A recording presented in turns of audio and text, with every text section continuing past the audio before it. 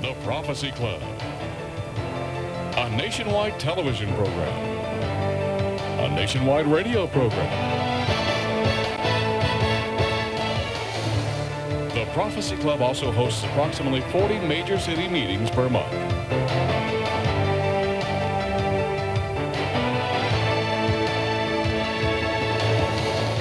Our mission is to inform Christians of current events that confirm Bible prophecy, expose the evil devices of Satan, warn believers what is coming to America, challenge people to stop sinning and turn to Jesus with all their heart, and to provide a platform for Christian speakers to be heard. It's a bald-faced lie. Using our positions of power and authority in our own government. The greatest oil field in the world is at the southwest end of the Dead Sea. He said, son, you must warn this nation.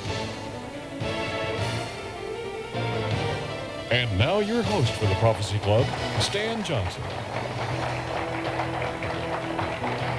Welcome to the Prophecy Club, where we study and research Bible prophecy.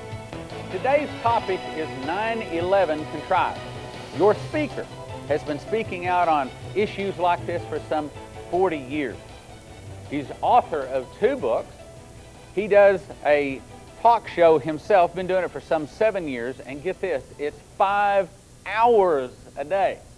I asked him, I said, now we do a 30-minute radio broadcast, and sometimes it's tough for me to come up with 30 minutes a day, but I said, how do you come up with 5 hours a day? And then I started interviewing him for the TV program. And as you're about to discuss or discover, this guy is a deep well of information. It just flows and flows and flows and flows and never seems to run dry of information. And I said, how do you remember such names, dates, places, just at the snap of a finger, even faster than a snap of a finger? He said, well, this has been my life. He said, this is what I do. So will you help me welcome Dr.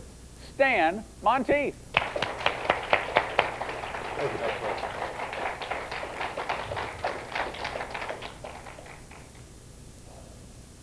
Lieutenant Colonel John McCrae died in France in 1918, but shortly before his death, he penned these words.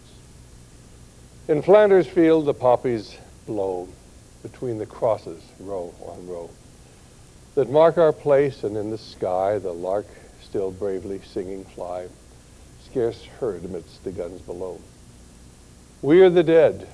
Scarce days ago we lived, felt dawn, saw sunset glow, loved and were loved, and now we lie in Flanders Field.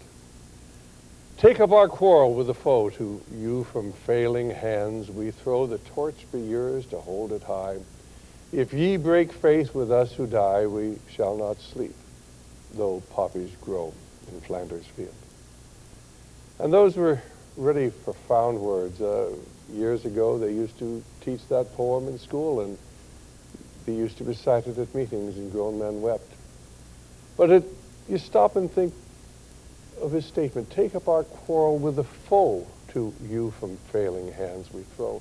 Who indeed was the foe? Who was responsible for that first great world war, this horrible, horrible war that produced 21 million casualties, 8.5 million soldiers who died, and another 12.5 million civilians, and there were probably twice that many people wounded who carried the pain of their wounds to the death with them.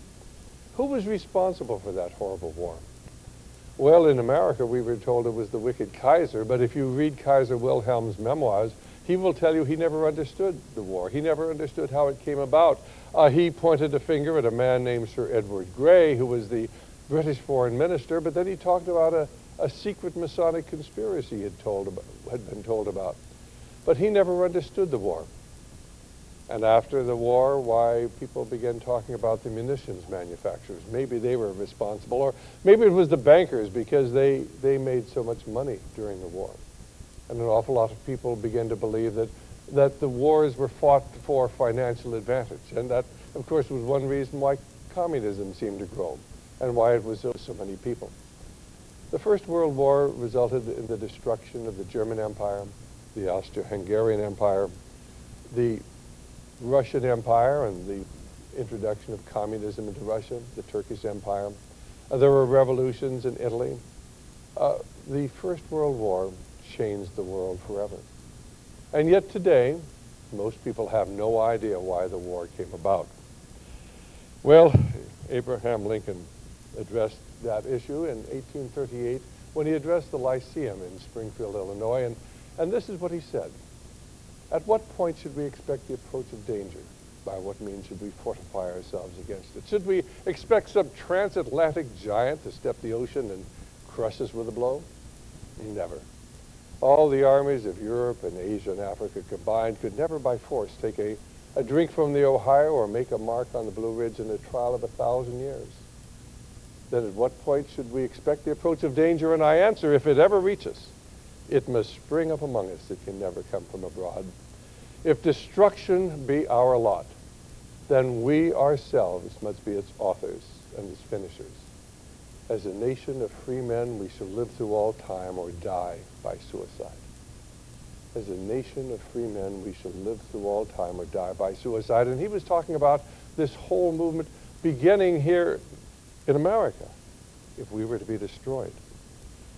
Well, we recently saw that horrible, horrible picture emblazoned in our minds of the tragedy of what happened on September 11th of last year. On September 13th, the Secretary of Defense, Donald Rumsfeld, addressed a group of reporters, and he said this: undoubtedly, the war will be a lot more like a Cold War than a hot war. If you think about it, the Cold War took 50 years, plus or minus. 50 years. We're talking about a war against terrorism for 50 years. The following day, on September the 14th, former Senator Gary Hart was addressing an emergency meeting of the Council on Foreign Relations convened in Washington, D.C., and he said this: there is a chance for the President of the United States to use this disaster to carry out what his father, a phrase his father, I think, used only once and hasn't been used since, and that is a New World Order. There is a chance for the President of the United States to use this disaster.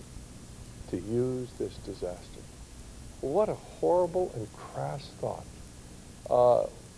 While the embers of the World Trade Center are still, hot and difficult even to get in to search for people, they're talking about using the disaster. Why would you talk about using the disaster of what happened on September 11th? Well, on September the 15th, George Bush went on to radio, his regular address, and he said this: you'll be asked for your patience, for the conflict will not be short. You'll be asked for your resolve, for the conflict will not be easy. You'll be asked for your strength, for the course to victory may be long. We're talking about a long, long, long war against terrorism. On the 16th, an article appeared on the op-ed page of the New York Times,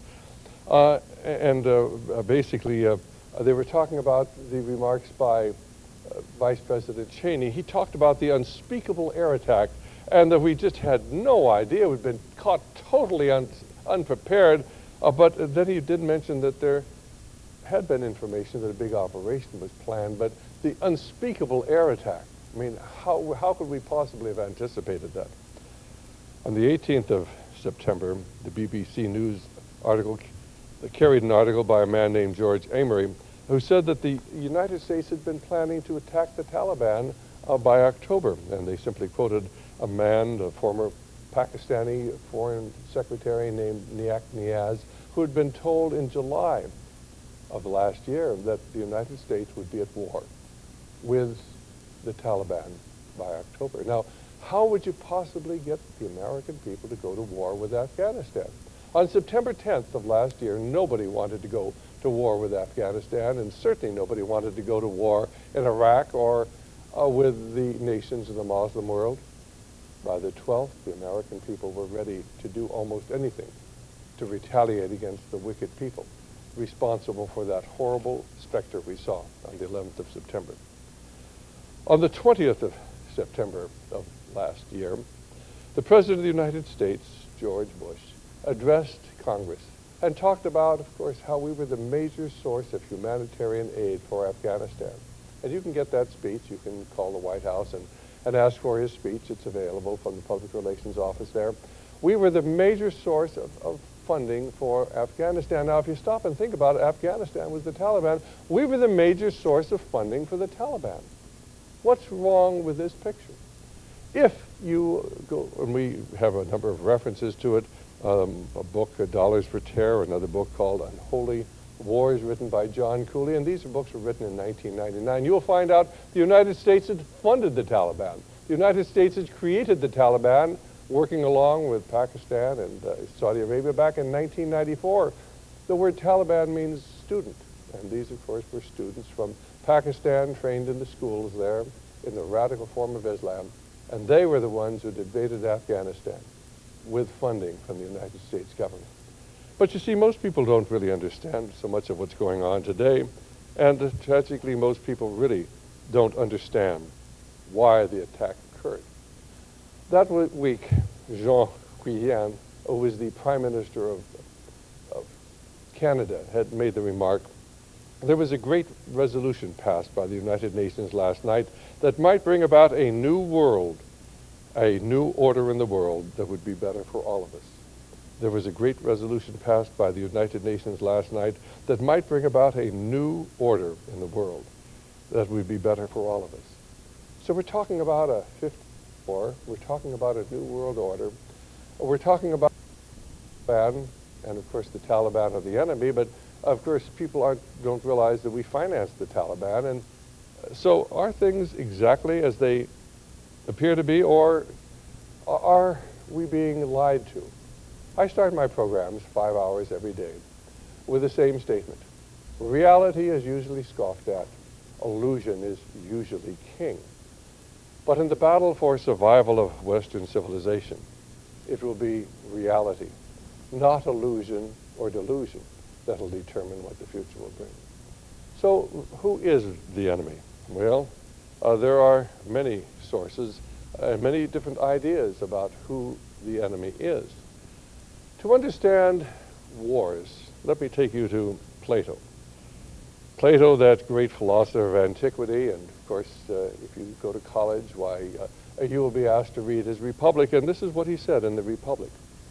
When the tyrant has disposed of foreign enemies by conquest or treaty, and there is nothing to fear from them, then he is always stirring up some war or other in order that the people may require a leader. When the tyrant has disposed of foreign enemies by conquest or treaty, and there is nothing to fear from them, then he's always stirring up some war or other in order that the people may require a leader. Is that really true? Are wars created so that people will rally behind the leader? Most of you probably have heard that Nero fiddled while Rome burned. That statement is made frequently. We don't know whether he started the fire, but certainly he did nothing to put it out. Nero, the Roman Empire, used the burning of Rome to justify attacking the Christians and rally the Roman people behind him. Adolf Hitler burned the Reichstag so that he could use that to rally the people behind him. It's very difficult many times for people to imagine that leaders will slaughter large numbers of human beings for psychological purposes. And yet, how many of you have seen the movie We Were Soldiers with Mel Gibson, who plays the part of Colonel Halmore? If you haven't seen it, see the movie. It's a powerful, powerful movie. A little language that you might not appreciate, but that's the way it is in war. It's the story of a battalion that is dropped into to an area where they think there's some of the North Vietnamese, but basically it's the North Vietnamese command post. It's an ambush. Our boys have dropped into an ambush. It was a terrible battle. I think they lost 75 soldiers killed, and I don't know how many wounded. One of the first big encounters in the war. Afterwards, they said, "Oh, was it just a terrible mistake that we dropped you into the, the North Vietnamese command post?" But was it a mistake? I don't know how many of you remember the Operation Tailwind. About 2 years ago, it got a lot of coverage on CNN. that was put out by a woman named April Oliver, and of course Peter Arnett did the voiceover on it. There was the story of a group of special forces, maybe a dozen of them or so, with 100 Montagnards who were dropped into Laos. Their job was, of course, to try out a new type of gas. It was a sarin gas. It was a poison gas, and of course to kill American deserters. Now, of course, immediately CNN was attacked, and April Oliver was sued, and she lost her job, and Peter Arnett was disciplined, and eventually, of course, he was let go by CNN because of that story. But the trouble is, it was a true story. I interviewed Lieutenant von Buskirk, who was the second in command. And where did they drop them in Laos? They dropped them into a North Vietnamese command post, surrounded. But it was a very effective means of finding whether the gas would work. It did work. We had gas masks, they didn't. Their men died. Most of ours got out safely. But they were sent in, of course, to kill American deserters. But we can't let the American people understand that, because that wasn't even a war. It was never a declared war. It was simply a sort of a police action, fought for far different reasons than the men who went there to bleed and suffer and die were ever allowed to know, or than most Americans know today. But we're going to tell you a little bit about Vietnam, but that's later in the story. One only has to go into the First World War to the story of Gallipoli. Winston Churchill was the Lord of the Admiralty at the time. Every military commander in the British Army objected to sending a force into Gallipoli because it was, close to Turkey. It was an area where you could establish a beachhead, but behind it were impenetrable mountains. There was no way they could possibly get through them. 240,000 British soldiers fell at Gallipoli, 150,000 Turks fell at Gallipoli, opposing them for a totally senseless invasion. Didn't make any sense. Any more than the Bay of Pigs made any sense. It was the only place you could have put those men ashore on the island of Cuba, the anti-Castro Cubans, where they were ensured to fail, because behind them was an impenetrable thicket, and there was only one road out of the Bay of Pigs, and that was past a camp with 5,000 soldiers in training for Fidel Castro's army. I talked to the man who was in charge of the war room of the Pentagon at that time. He said, we went out and got drunk when we realized that they changed the landing spot to the Bay of Pigs because we knew they'd been sent in to die. But it's difficult for the average American to understand that our leaders would send men purposely into battle to die. I don't know how many of you saw the search for Private Ryan. It was a fascinating, very, very descriptive story of the Second World War, and it showed the invasion of Normandy. But what most Americans do not understand is the invasion of Normandy was never necessary. That horror that you witnessed on the screen really took place. I had the opportunity, the unique opportunity, to spend some time with General Albert Wedemeyer, who was in charge of planning for the War Department during the Second World War. And of course, by 1993, early 1943, we were ready to invade Europe. I mean, to end the war, to finish this war, to stop it. And of course, his plan was to invade Vichy France, not fortified, soft underbelly of Europe, easy to get through. But Winston Churchill, the same Winston Churchill who insisted on Gallipoli, would not allow that. In fact, he put up such opposition, he got General Wedemeyer transferred off to India and used his persuasive influence with FDR to get rid of General Wedemeyer, insisted on invading North Africa, absolutely no purpose at all for that campaign, then insisted on going, instead of invading the southern part of France, we invaded Italy, a narrow peninsula, heavily fortified. Of course, and the tragedy was, we lost more men in the invasion of Anzio than General MacArthur lost in all of his invasions in the South Pacific. All of the invasions of the South Pacific. And of course, we could have gone in 43 and ended the war by invading France, but they weren't allowed to do it because not enough men would have died. And you say that can't be. I mean, our leaders couldn't do that. Well, you have to understand who Winston Churchill really was. And as we progress with our story, you'll learn much more about Winston Churchill. Well, let me tell you about Operation Northwood. You can get this up on the internet. You can get it through my ministry. There's a book called Body of Secrets written by James Bamford. It's on NSA. He goes into this in great detail. It was a plan that was put together by the Joint Chiefs of Staff in 1962. How could we get into a war with Cuba? The Bay of Pigs invasion had failed. Our Joint Chiefs of Staff wanted an invasion with Cuba, so they came up with all sorts of alternatives. How can we get an invasion of Cuba? Well, at that time, of course, we were putting satellites into space by themselves. And there was one going to be going up, a satellite that was going to carry John Glenn. They figured that if they blew up the satellite that was going up, the rocket that was going up, and killed John Glenn, and we could blame that on Fidel Castro, that would inflame the American people. Or maybe we could sink some of the boats coming in from Cuba with the refugees on them. Or maybe we could sink some of our own ships in the harbor in Guantanamo and blame it on Fidel. Or we could dress up some anti-Castro Cubans in Cuban uniforms and then kill them and then leave them there at Guantanamo and say that, we had been invaded by Fidel Castro. But the best means that they came up with, and this is all, this was a highly classified document and has only recently been declassified, and of course we'll just show you a picture of it here. It is available on the internet. It's available through our ministry.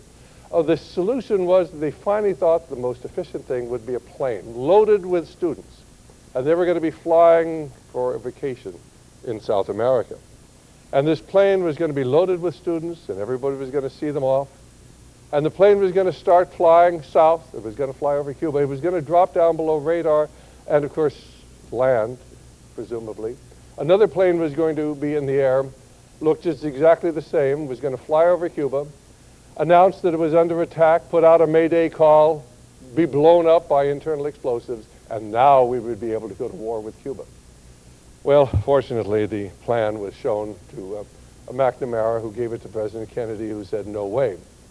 And that was the end of Operation Northwood. But there are really people who think in this manner, because these are people who march to a different drum beat, who dream a different dream. And even in those days, in the Joint Chiefs of Staff, there were people who were dedicated to this internationalist dream of establishing a new world order, with America leading the world in that direction. Well, let me take you to a short review of history, because you can't understand anything going on today unless you understand the past.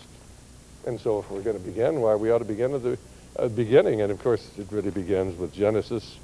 And at that time, you remember the story that was told, Adam and Eve lived in the Garden of Eden, and of course the serpent came to Eve and said, you know, the Lord's told you not to eat of the fruit of the tree of the knowledge of good and evil, but you're not going to surely die if you eat of it.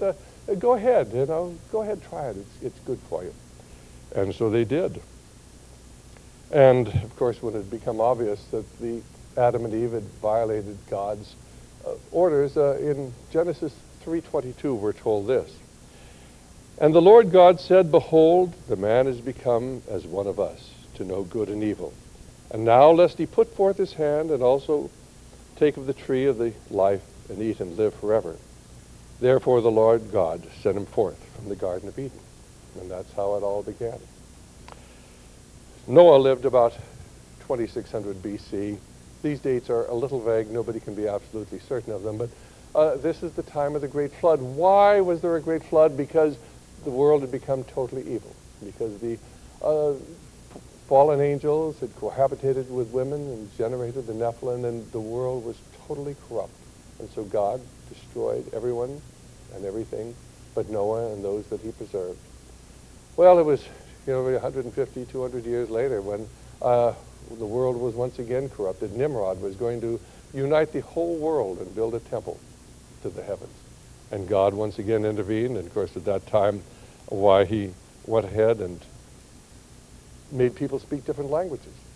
You fast forward then to the time of Moses, about 1350, 1250 BC, and you remember the story of Moses going before Pharaoh, and he says, the Lord God has said, let my people go, and he casts down his staff, and it turns into a serpent. And of course the Pharaoh turns to his priests and says, what are you going to do? And they cast their staffs down, and they turn into serpents too, because the priests who served the Pharaoh had supernatural power. And people don't understand there has always been power out there for the taking. Daniel, of course, was taken away into captivity under Nebuchadnezzar. And, of course, it was at that time when the Jews were living in Babylon that many of the ideas, the occult ideas of the ancient mystery religions began to be introduced into certain of their beliefs, but also the Christian beliefs were manifested and the prophecies were manifested to the Magi. In fact, some people say that Daniel was appointed head of the Magi, even though, of course, he wasn't one of them, but he was very favored by the kings. And so he was beginning to introduce some of the ancient Jewish writings into their society, just as the influence of the mystery religions of antiquity had been introduced into the Jewish religion. Well, we fast forward then to the time of Pythagoras. Now, most of you, if you took geometry, will remember the Pythagorean dictum that a square plus b square equals c square. Now, that means that the square of the two sides of a right-angled triangle is equal to the square of the hypotenuse of the right-angled triangle. I mean, it is an amazing thing if you stop and think of it. Have you ever wondered where that came from? Do you think that Pythagoras sat down one day and scratched his head and he said, you know, I've been thinking a square plus b square probably equals c square. Let's just see if that's true. No. He had gone to the Near East and it tapped into the mysteries, the secrets of the mystery religions. In fact, he returned from the Near East and established a school in southern Italy, which at that time was under Greek domination, where they actually began to teach the mysteries, these secrets that have been passed down by the sages throughout all history, but never recorded. Because, you see, if they were ever recorded, it could cost people their lives. But they were always passed on by oral tradition. And then, of course, Socrates, 2 generations later. Well, Socrates really never wrote anything. We know about Socrates because of Plato's writings. Socrates' student was Plato. And if you've read the Republic, Plato advocated creating a new world order with a ruling elite, a ruling oligarchy headed by a philosopher king, a military class that would oppress the people and that everybody else would be enslaved. And of course, there would be no families. Women were to belong to all men. The children would belong to the state. And there are many, many people who believe that what he suggested in his Republic would really be truly a utopian society. He wrote something in his dialogues. He wrote the Republic. He wrote the dialogues. In the dialogues, he talked about ancient Atlantis. Ancient Atlantis was this wonderful utopian society that had existed with far advanced knowledge, and it had been destroyed by a great flood. Some people say, is that the Noahic flood? We'll never know. Maybe Atlantis never existed. But it was always a dream, this ideal where far advanced science and men and women could live in this utopian society. And it was all lost when Atlantis was lost. Aristotle was the student of Plato. And of course, his student was a man named Alexander the Great. And Alexander the Great set off to conquer the world. And by the time he died at 34, he'd conquered almost all of the known world. Did you ever wonder how Alexander the Great, with a small band of Macedonians, was able to conquer the entire world? He went up against the army of Darius. I mean, Darius had elephants, he had legions, and Alexander the Great, with a small band of Macedonians, defeated them. And few people have ever bothered to ask why or how it was accomplished. Well, there's a wonderful book. It's called Plutarch's The Age of Alexander, and or The Life of Alexander. Basically in that book, why that Alexander the Great writes to Aristotle, and he is furious with him. He said, you had taught me the mysteries, because you see, Alexander the Great had been schooled in the mystery religions.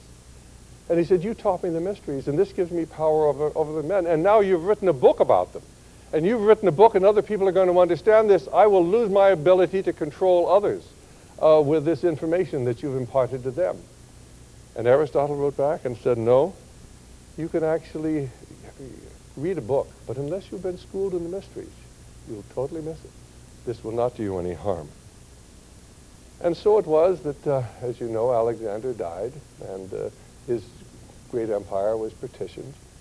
But what people don't understand is the influence of the mystery religions, the influence of the occult on the empire that he had left. You remember at the time of Christ, you remember the Magi came, the three wise men came from Persia? Now, they weren't, of course, Christians, but they knew from the writings of Daniel that it was at this time in history that the new king was to be born, and that's why they came bearing gifts. There was, of course, another story, and you'll remember when Jesus goes to the Mount of Temptation and encounters the devil. And the devil says, if you'll just fall down and worship me, I can give you all the kingdoms of this world. And of course, Jesus says, you know, thou shalt not tempt the Lord thy God. But did you ever wonder how the devil could offer all of the kingdoms of this world? Unless, of course, he had control over them. There were other stories, of course, when Jesus goes to Gerizim and he meets the demoniac, and of course, as he approaches him, the man says, what have you to do with us, Jesus? And of course, Jesus casts out the devils. They go into the swine. And most people read these stories and they sort of smile and, well, you know, what does this all have to do? It has a great deal to do with what's going on in the world today, but most people have no concept at all of the story as it's unfolding before us today. The Roman Empire, of course, overlapped the time of Jesus, lasted till 476. They were involved in war after war. And of course, what happened, the taxes got so high to finance the wars that a lot of the people who owned land eventually couldn't pay the taxes on their land. They ended up working for somebody else who owned their land.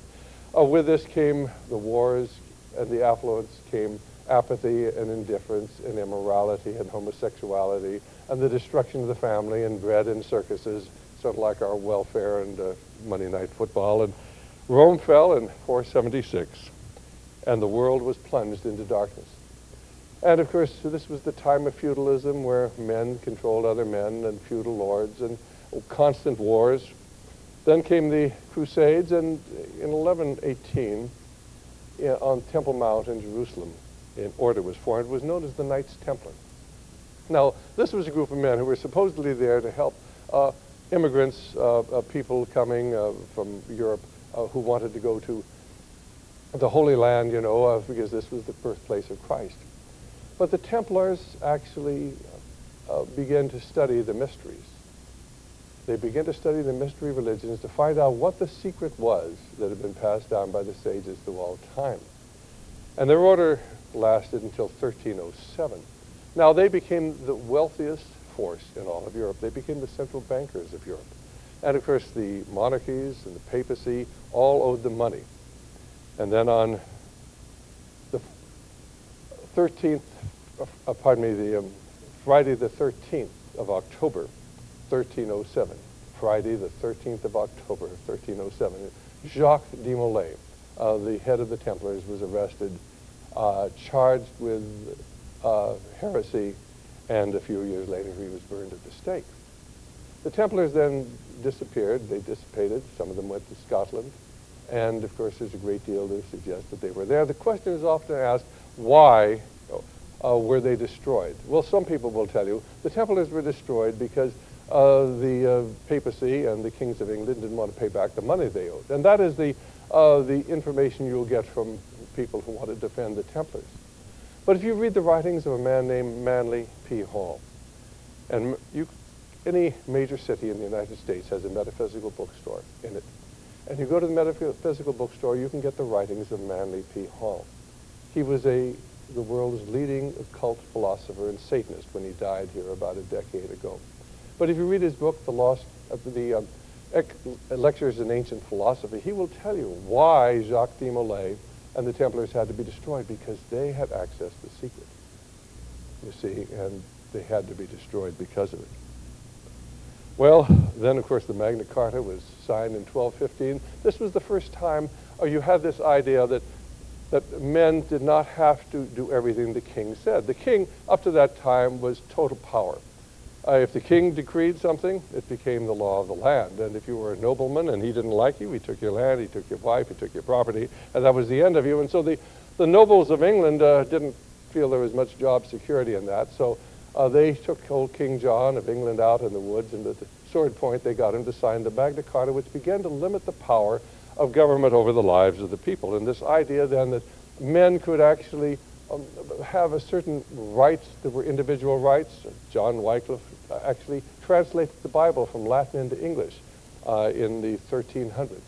And suddenly people then at least would have the ability to read the Bible. The trouble was, how would you get hold of a Bible? I mean, they were all written on scrolls. And then in 1448, Johann Gutenberg actually created the printing press. What a wonderful thing it was, because now you could actually begin to mass produce Bibles. And that's really what the printing press was for, was to produce Bibles so people could learn the Word of God. 1459, along come the Rosicrucians.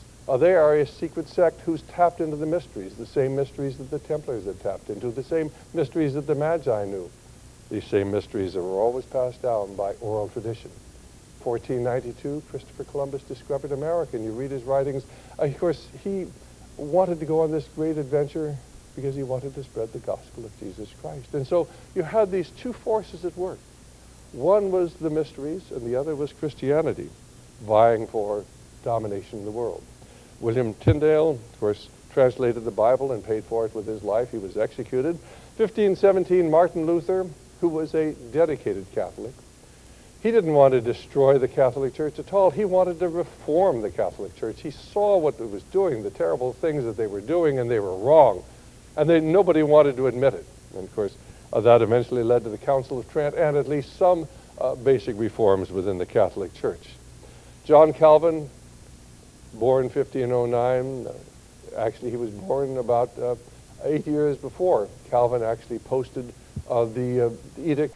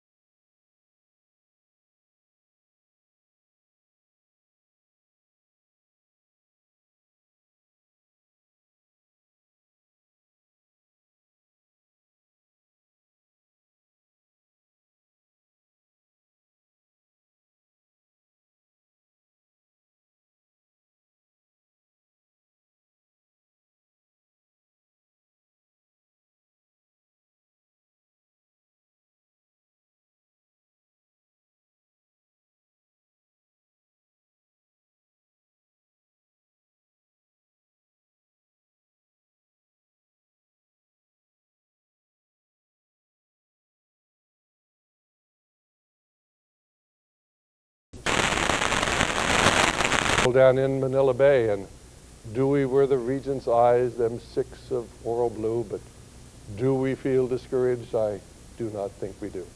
Well, the war lasted for 3 months after that. That was the end of the Spanish-American War.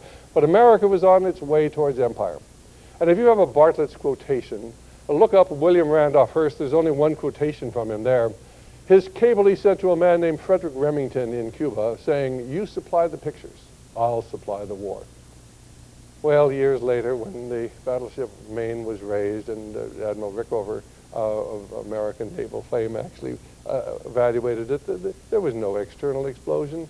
Why? Of course, the explosion was in the coal bunker, and that set off the place where the munitions were stored. There was no reason for the war at all. It was totally contrived. But America was on its path to empire.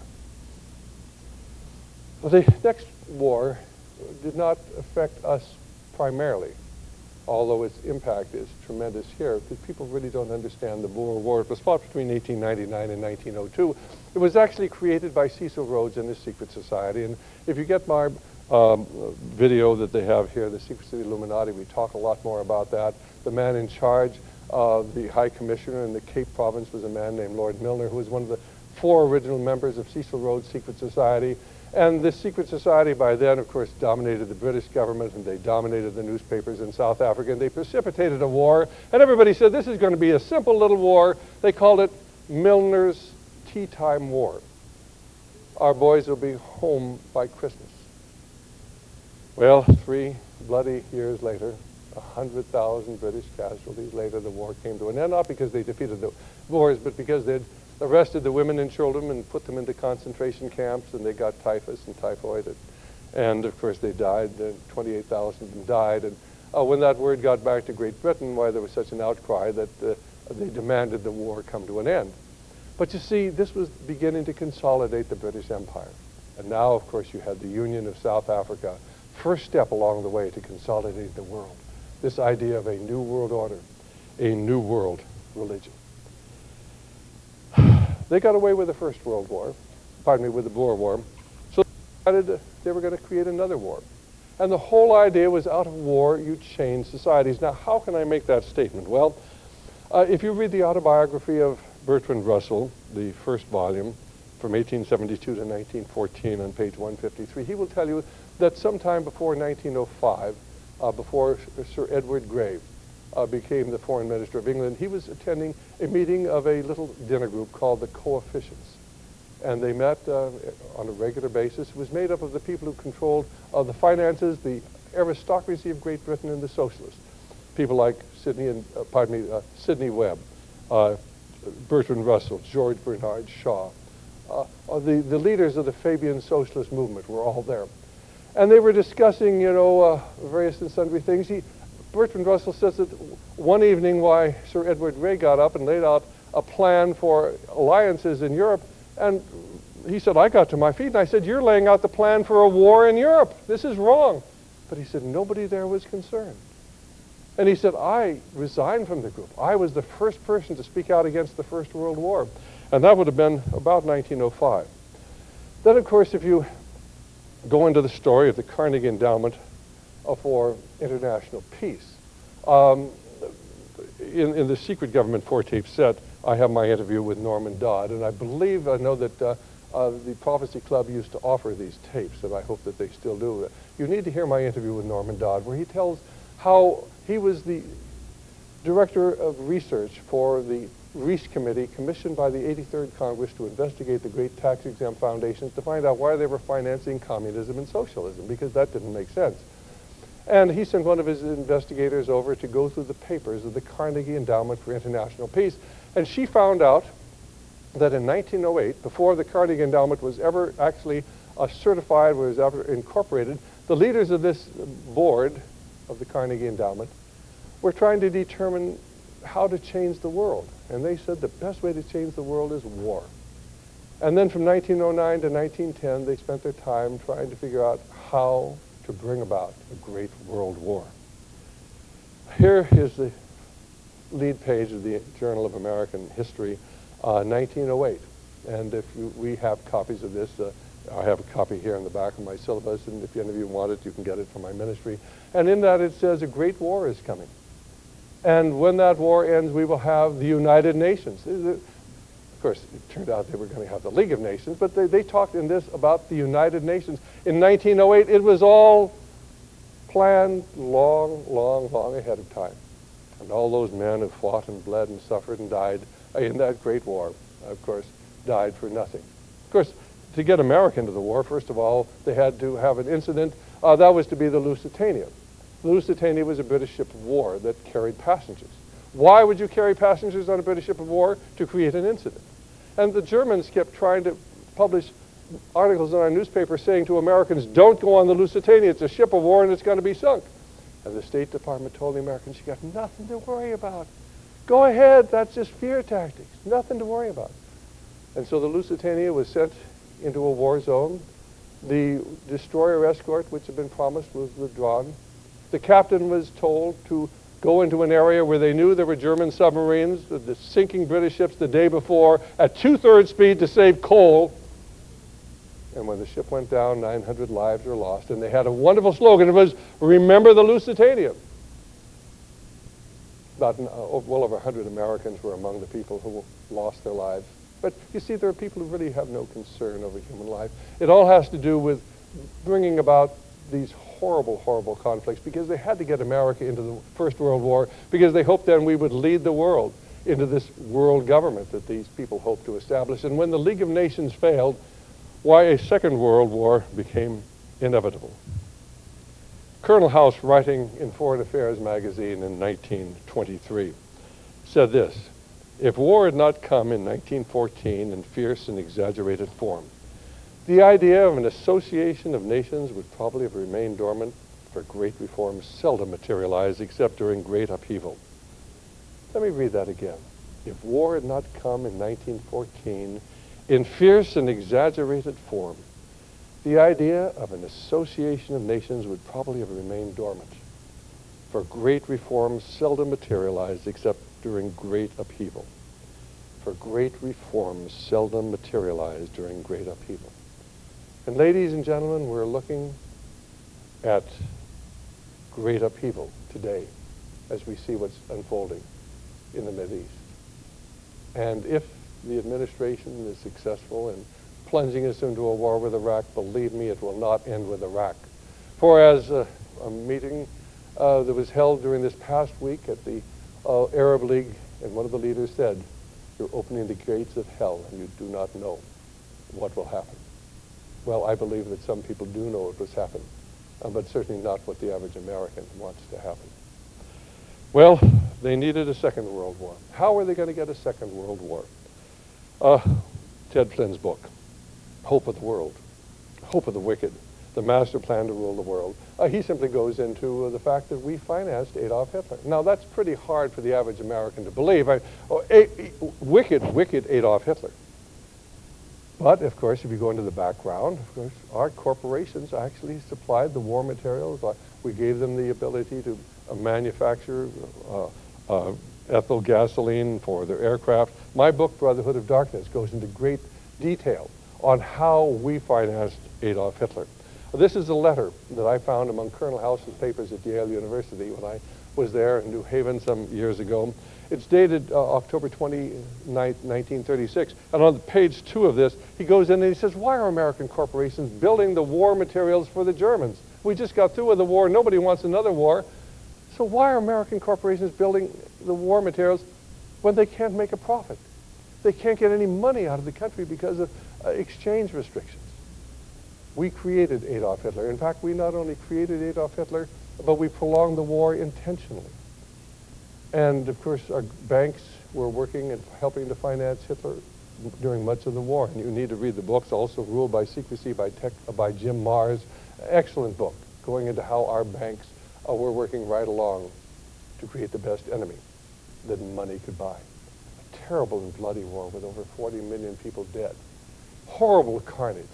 Once again, the world was transformed in a created war. And if you doubt that Hitler was encouraged at every turn, you need to get Professor Quigley's book, Tragedy and Hope, A History of the World in Our Time, and found out how the little group which was the extension of Cecil Rhodes' original secret society, by this time it was known as the Cliveden set in England, was encouraging Hitler at every turn and telling him to go ahead and take the Rhineland, go ahead and take Africa, Austria, go ahead and take the Sudetenland. And of course, when you hear that Chamberlain was appeasing, Chamberlain wasn't appeasing. Chamberlain was doing what he was supposed to do, and that was encouraging Adolf Hitler, the best enemy that money could buy. How did they get America into World War II? Well, of course, Pearl Harbor is so contrived. First of all, America had put an embargo on China, on the Japanese, so they couldn't buy raw materials anywhere in the world. Japan didn't have any raw materials. They didn't have any raw materials, so there was no way that they could have an industrialized society. And we cut them off from money, we cut them off for raw materials, and then we cut them off from oil. What do you think would happen to the United States if we had no oil reserves and somebody cut us off from oil completely and we couldn't get it from anywhere in the world? How long would this country last? That was the position Japan was in. We knew it was going to lead to war. Now, you probably heard we had no idea where the Japanese fleet was. Well, actually, I've interviewed Robert Stinnett and John Toland. We knew exactly where the Japanese fleet was. Do you realize that to this very day, much of the information surrounding what happened at Pearl Harbor is still classified? Do you honestly think we're trying to keep the Japanese from finding out what we knew before the attack on Pearl Harbor? No. We want to keep the American people from knowing what we knew before Pearl Harbor. Back at Yale University, the Sterling Library, where Colonel House's papers are, is also the diary of Secretary of War Henry Stimson, who just happened to be a member of Skull and Bones. And in that diary, he talked about how, the only question was how we were going to get into war and get the Japanese to fire the first shot. It was a setup. We knew the war was coming. We knew when it was coming. We knew when the attack was coming, and we left those 2,800 boys to die at Pearl Harbor. And if you have not read the books, The Day of Deceit or John Toland's or the other material on this, you need to find out. You need to understand there really are evil and wicked people out there. And sometimes they're operating at the highest levels of our government. Now, the Japanese surrendered then, on August 19th, 1945. We have the article out of the Chicago Tribune. Did you know that the Japanese had tried 5 times before to surrender during the previous 6 months? Part of this was confirmed to me when I spent some time with General Albert Wedemeyer. But this is laid out in this article in the Chicago Tribune. They had offered to surrender, and we wouldn't accept their surrender. We went ahead and invaded Okinawa, and then Iwo Jima.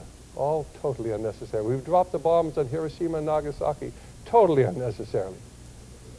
But then one of those 2 cities was the most Christianized nation in all of Japan. Operation Keelhaul. I wonder how many of you know what Operation Keelhaul is. How many of you, is there anybody here who's not heard of the Holocaust and the 6 million Jews who died in the concentration camps? But how many of you heard about Operation Keelhaul and the 6 million Russians that the United States and Canada and England and the Allies in Europe sent back to Russia to be killed at the end of the Second World War? Operation Keelhaul, there are a number of books written about it. One of them is The East Came West, another is Secret Betrayal, another one is Operation Keelhaul. Now, they're all out of print. They're difficult to get. You're going to have to get somebody to research them and get them.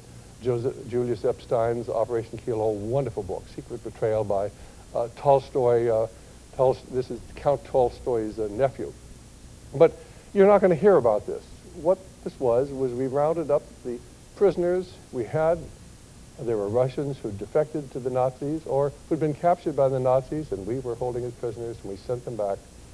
And a third of them were immediately executed. A third were sent off to die in Siberia, and a third of them could never get a job, but were kept there in Russia as a constant reminder to anybody else who ever thought about defecting from Russia, to realization that the West would always send them back again. There is no escape. Sort of like Elian Gonzalez, the whole idea of Elian Gonzalez. The West will always cooperate. How could they conceal something of that magnitude from the American people? Operation Keelhaul. Get the material, understand the media in America is controlled. The fall of Eastern Europe, literally every woman in Eastern Europe was raped. They took the men who could work and sent them off to Russia, where many of them died, and working in the camps there, working in the factories. They took all of the manufacturing, all the plants, and they sent them off to Russia. And of course, we financed the whole thing. Wonderful book from Major Jordan's diary points out that we had actually given the Russians the plates for our occupation money so they could print our occupation money and we would redeem it, and that way we could finance the Russian occupation of Eastern Europe. The fall of China. Did anybody ever wonder how it was that the communists took over China? This is the report of the Institute of Pacific Relations. Any of you want this is a summary of it, and we actually have their summary, in which they tell how it came about. The United States State Department put an arms embargo on General Chiang Kai-shek so the nationalist Chinese could not buy weapons anywhere in the world. They couldn't even get the weapons they'd already bought and paid for in Okinawa and other Pacific islands, and they had no weapons to fight with. Well, Congress was very upset about this, and they appropriated $125 million, and they even sent General Albert Wedemeyer over to China to see what could be done to save China from going communist. And the United States State Department, under the control of members of the Council on Foreign Relations at the time, loaded the ships up, kept them in harbor in San Francisco and Los Angeles for a year and a half. And then when the ships were finally allowed to sail to China, when it was too late to do anything, and when they arrived, they opened up the cases of rifles, and they didn't have any bolts in them, and they were useless. We brought communism to China, but you can't let the American people know that, because they promptly killed about 80 million people, and that's just too horrible for us to think about. It might make us feel a little uneasy. People have forgotten that men and women become accomplices to the evils they fail to oppose. I wonder how many of you have heard of the Great Hunger, 1961, 1962 in China. Two books, The Great Hunger, The Hungry Ghosts, or you can get the information from Population Research. My friend Stephen Mosier was actually in China after he was the first American to live in the Chinese community. And of course, he was the one who told about how when the one-child policy came in, how they were killing the girl children in China so they could have a son.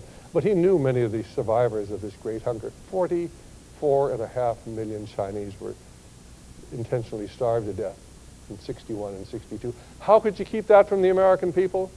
Why, you simply control the media, and no one will ever hear about it.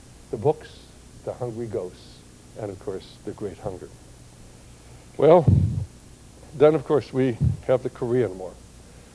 After China had gone communist and Eastern Europe had gone communist, there were a lot of Americans who said, we got to have communists working there in the State Department. I mean, there got to be communists behind this. And so, well, how do you convince people that we don't have communists working in government? Why, we go to war with communism.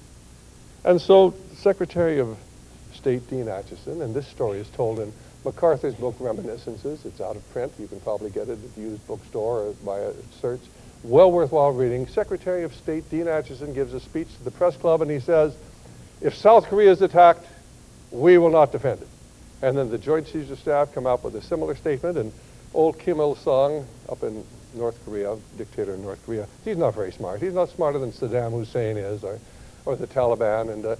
And so he thinks that he can safely invade South Korea, which he does. And of course, immediately we're in war, a no-win war in Korea. If you read MacArthur's Reminiscences, you'll find that the United States Navy put the 7th Fleet between Formosa and the mainland, not to protect Formosa from the Chinese communists, but to protect the Chinese communists from the forces, the military forces on Formosa, which allowed the Chinese communists then to take a 1 million-man army and move it up into Manchuria to come down and kill our boys in North Korea. Now, how did the Chinese communists know we wouldn't pull the 7th Fleet out and leave their coast unarmed, unprotected?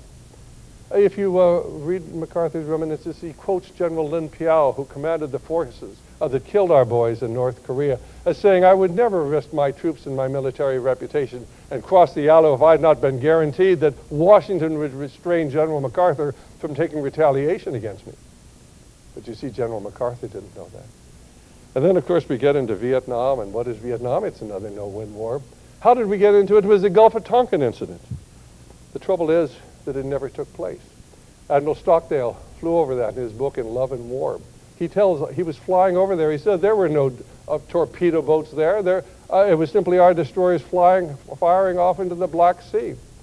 And then recently, of course, there's been the released tapes the release tapes of the White House conversations and what happened there, and Lyndon Johnson screaming at Robert McNamara, "You lied to me, there was no Gulf of Tonkin incident, and 58,000 American boys died for absolutely nothing because we never tried to win the war." Vietnam was never fought to defeat communism because all during the Vietnam War we were financing, the Russians were financing the North Vietnamese. We weren't allowed to bomb the railways leading from Haiphong. We weren't allowed to mine the harbor. We weren't allowed to sink a boat as the French had done in the harbor at Haiphong and cut off their supplies. We couldn't bomb the hydroelectric plants or bomb the dikes and ended the war. I talked personally to William H. Sullivan, the American ambassador there, a member of the Council on Foreign Relations. He said, "I never understood why we didn't win the war."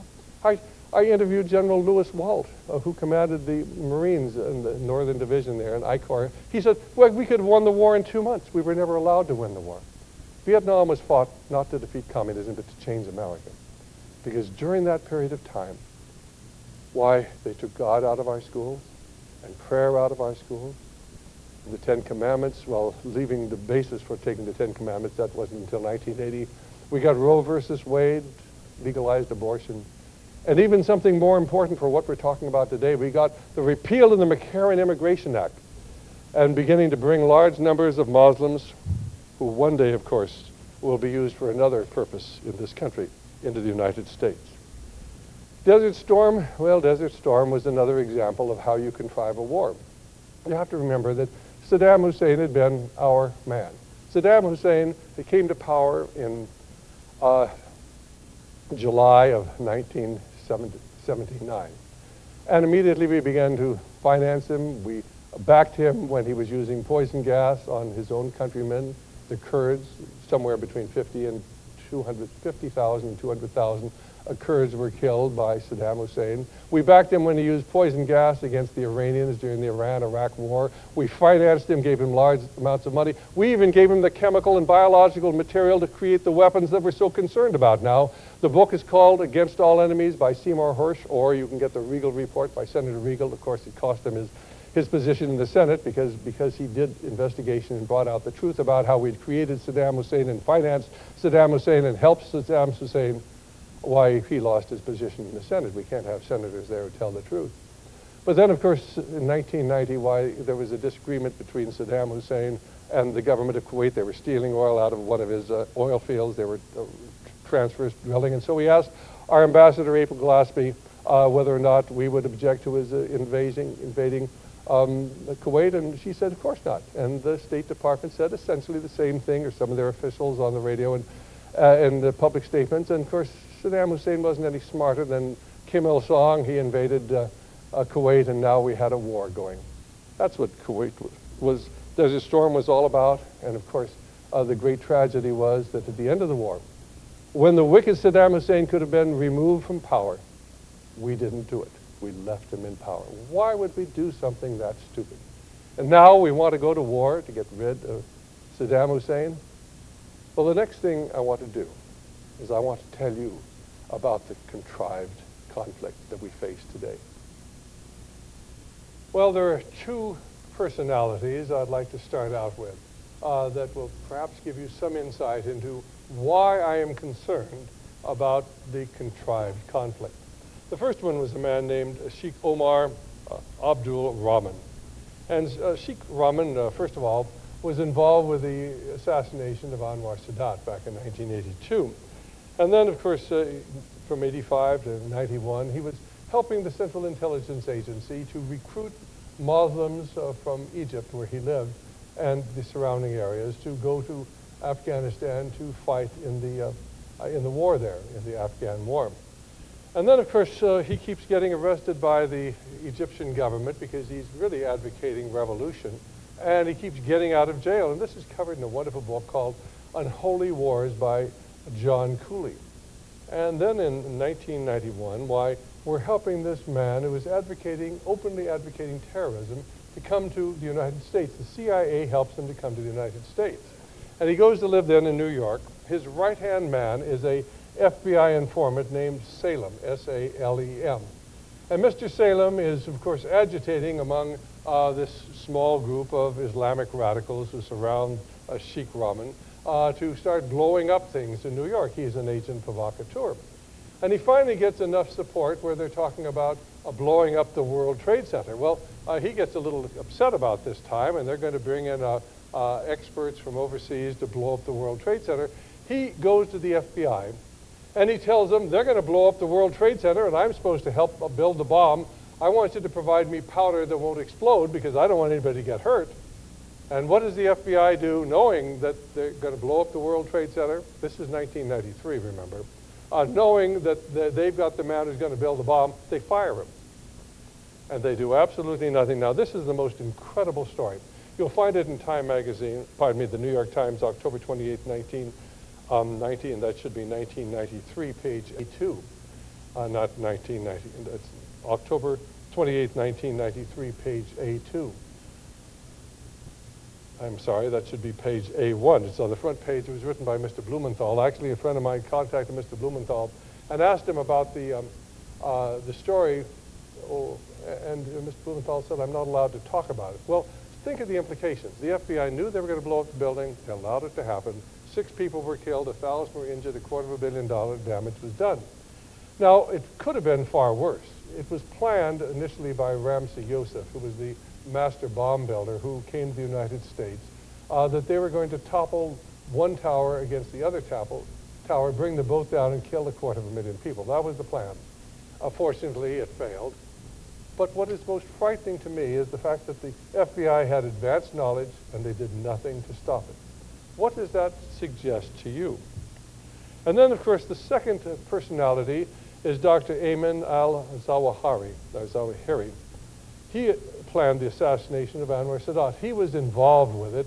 He was tried and convicted in absentia in Egypt, and they have an outstanding warrant for his arrest. From 1982 to 1997, he lived in Switzerland.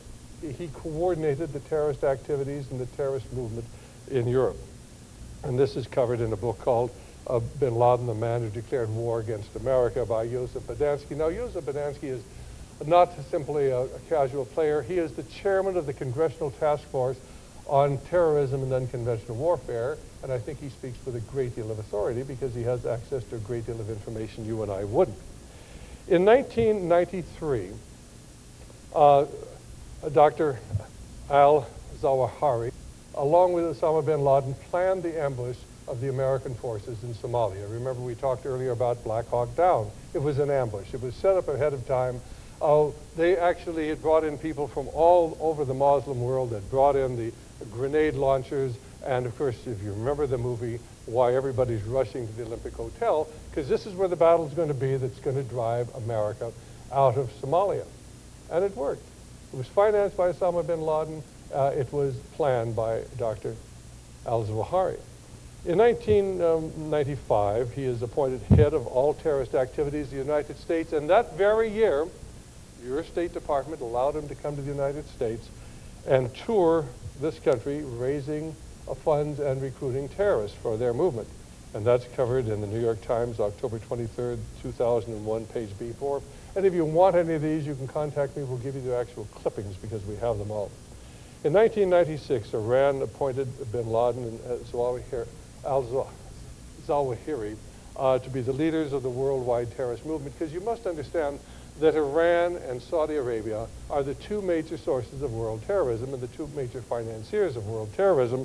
And you keep hearing about the conflict between the Sunni Muslims and the Shiite Muslims, and this is simply all to make you confused. They're working together because they have a common enemy. That is America and the Christian West. And then, of course, in 1997, this fellow's working with the CIA, and they've got some sort of agreements going on that, the Muslims who are Al-Qaeda Muslims who are in Bosnia will not attack American troops, and we will allow them to go ahead and try to overthrow the Egyptian government at that time. And this is all covered in Bodansky's book. Now, why would the CIA be simply negotiating with this man who was involved with the murder of our boys in Somalia and in charge of terrorism in the United States? There are just so many unanswered questions. They really don't quite make sense. In fact, there are many people think that al-Zawahiri was the mastermind behind the 9/11 attack. If you ever see the pictures of Osama bin Laden, you will see pictures usually in the magazines of Dr. al-Zawahiri right along beside him. And amazingly enough, both he and Osama bin Laden appear to have been able to escape the tragedy or the destruction that occurred in Afghanistan. So let's get into the timeline of terror to understand where it all began. Where did it really begin? Well, it really began during the Vietnam War in 1965 in the United States when they repealed the McCarran Immigration Act to begin to bring large numbers of Muslims into the United States. Before that, there were only a few thousand Muslims living in the United States. But the whole purpose of the changing of the Immigration Act was to convert us from a Christian nation into a multicultural nation, and to bring in people of different nations and different religions and different languages. Now, we know this is done intentionally because we have organizations for illegal aliens, and they're funded by the Ford Foundation. And they actually have organizations funded to defend people who are here in violation of our laws. Furthermore, when Senator Hayakawa tried to have English declared the official language of the United States, why, of course, there was tremendous opposition put up. Why? Because they don't want one language to bond us together. They want separate languages so that we can be separated. And then, of course, by bringing in large numbers of people into this country of the Muslim extraction, you're bringing people in who believe that they will immediately go to paradise if they die killing infidels, and that's you and me. I don't know how many of you saw the 60-minute presentation this last weekend. That would have been the 1st of September of the year 2002. And on that date, why Maury Safer was interviewing 4 attractive Muslim girls. They were probably about 18 years old. They were seniors in a Muslim high school in Chicago. And they all agreed that, of course, what was going on in Israel, the terrorist attacks, Muslims blowing themselves up, killing Jews, was perfectly acceptable. And this one little girl said, why, you know, if I were to go onto a naval base and blow myself up, why, I would go immediately to paradise. And then, of course, apparently this was, of course, filmed a few weeks later. Somebody said, do you realize what you've said?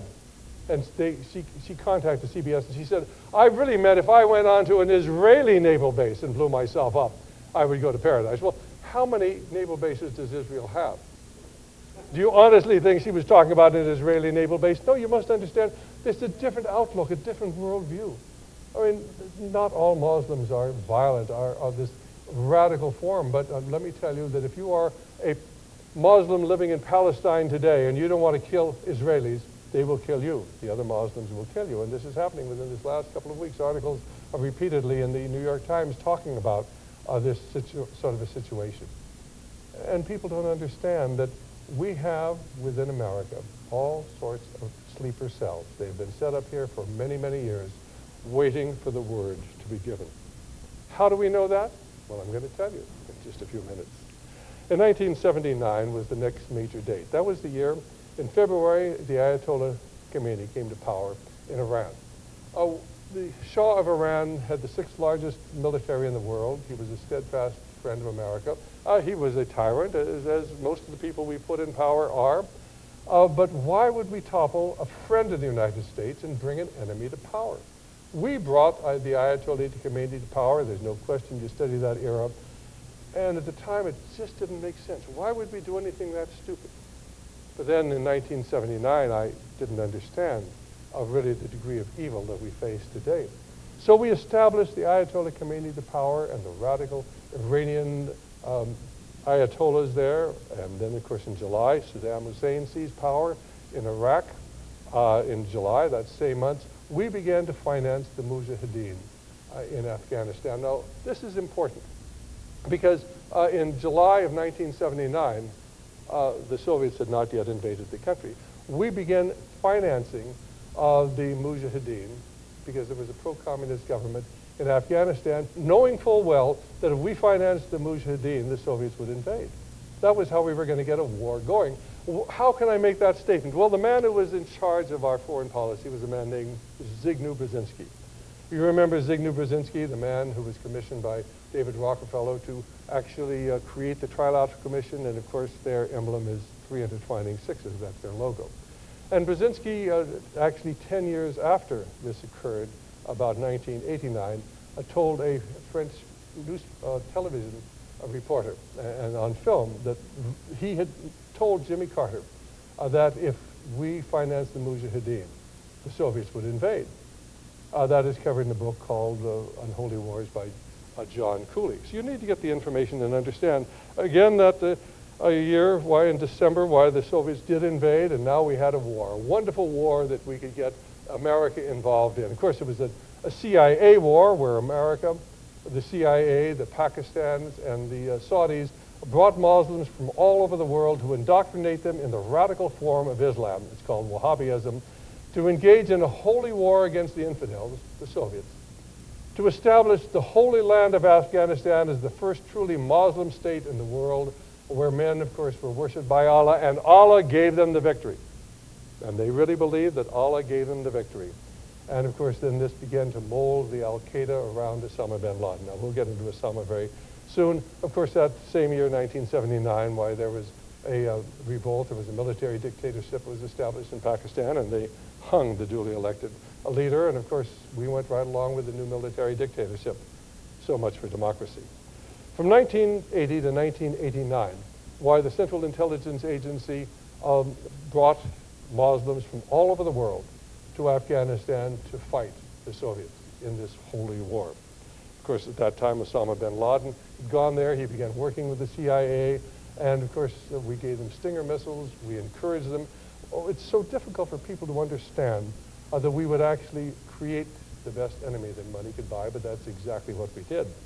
From 1981 to 1985, the Iranians actually had a base in Iran where they were training people, terrorists, how to hijack American planes and crash them into buildings. They had 747s, 747, they had 707 there. They were actually training hijackers how to hijack our planes. How do we know that? Well, there's a book called Target America in the West. It was written in 1993 by Joseph Bodansky, who was the director of the Congressional Task Force on Terrorism and Unconventional Warfare, a book almost impossible to get. The quotations you can find in Dr. Cuddy's book. I have a copy. I had to get it out of Great Britain. I couldn't find one in the United States. It was for sale. So certain books are suppressed. You will actually find this, though, if you want to check it out, in the September 24th, 2001 issue of New Yorker magazine, where they quote Joseph Bodansky making this statement, that Iran was training in the early 1980s to hijack our planes and crash them in buildings. So much for Vice President Cheney's statement the Sunday after the 9/11 attack. This unspeakable thing, why we just had no idea this could happen. Well, of course, you had the Iran-Iraq war from 1981 to 1988. We financed both sides. We financed the Iraqis. We financed and aided and armed the Iranians. We called it arms for hostages or something absurd of the sort. But it's how you really create chaos and a lot of people killed. You finance both sides, or you arm both sides of the war. One of the most interesting parts of the whole story is 1985 and thereafter, USAID, the United States Agency for International Development, goes into Afghanistan, and of course, we set up schools. And we bring in textbooks, because who can be against education? And these textbooks tell the young Muslim boys who are being trained in the schools about how wonderful it is to die for Allah, how wonderful it is to kill the infidels. And they teach them mathematics. 2 bullets, 3 rifles, and 4 landmines is how many weapons?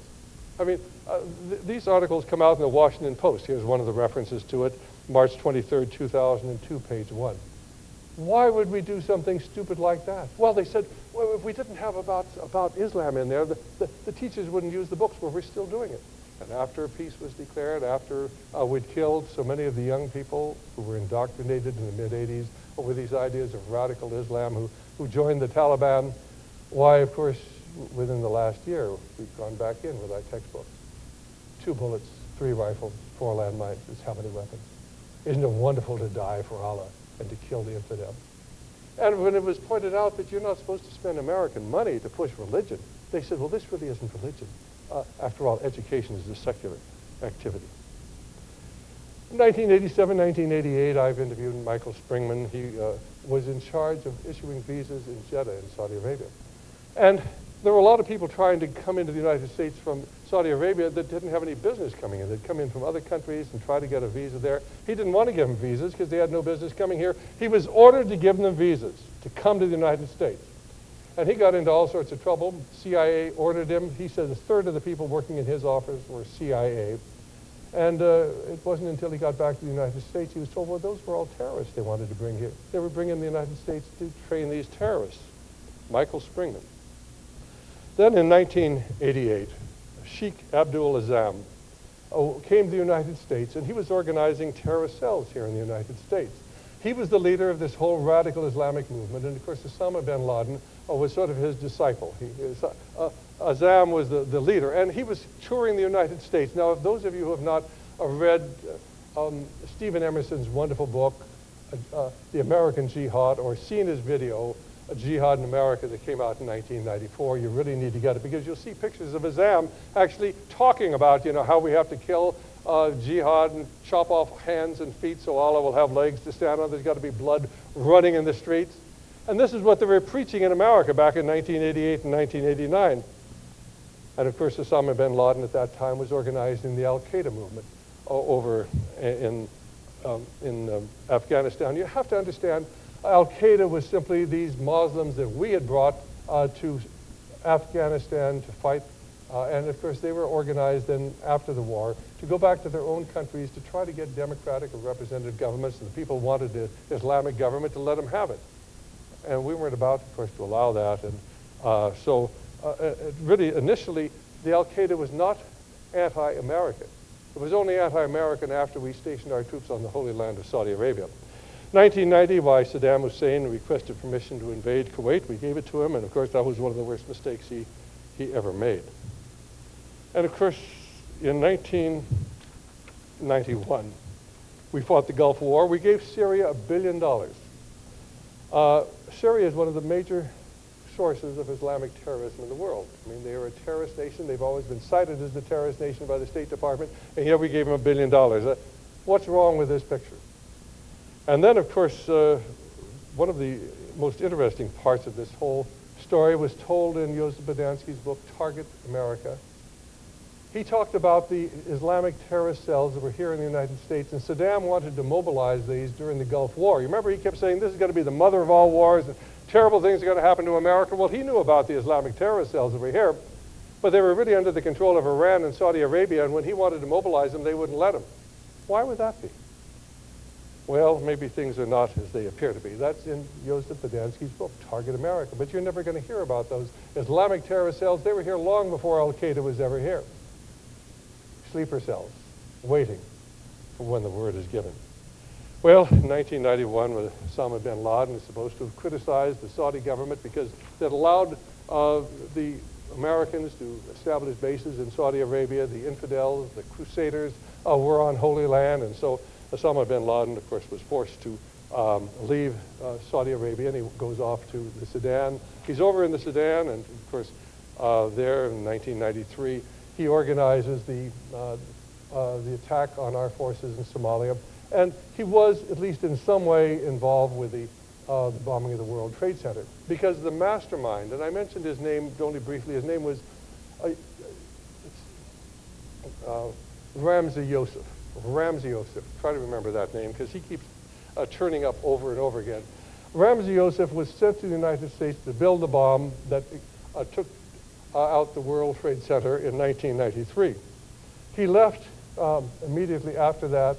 He goes over to the Philippines about shortly after Osama bin Laden goes over there. Osama bin Laden goes over to the Philippines in 1993 and begins to set up terrorist cells. One of them is an organization known as Abu Sayyaf. And you remember it was Abu Sayyaf that killed Greg Burnham here recently, or he was killed. They'd taken the American hostages.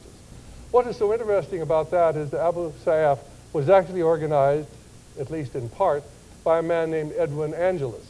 And Edwin Angeles just happened to be an agent of the Philippine government. So the Philippine government was instrumental in setting up Abu Sayyaf, which was a terrorist organization they were fighting. And in fact, at one time, shortly after they captured the Burnhams, they were trapped in a hospital.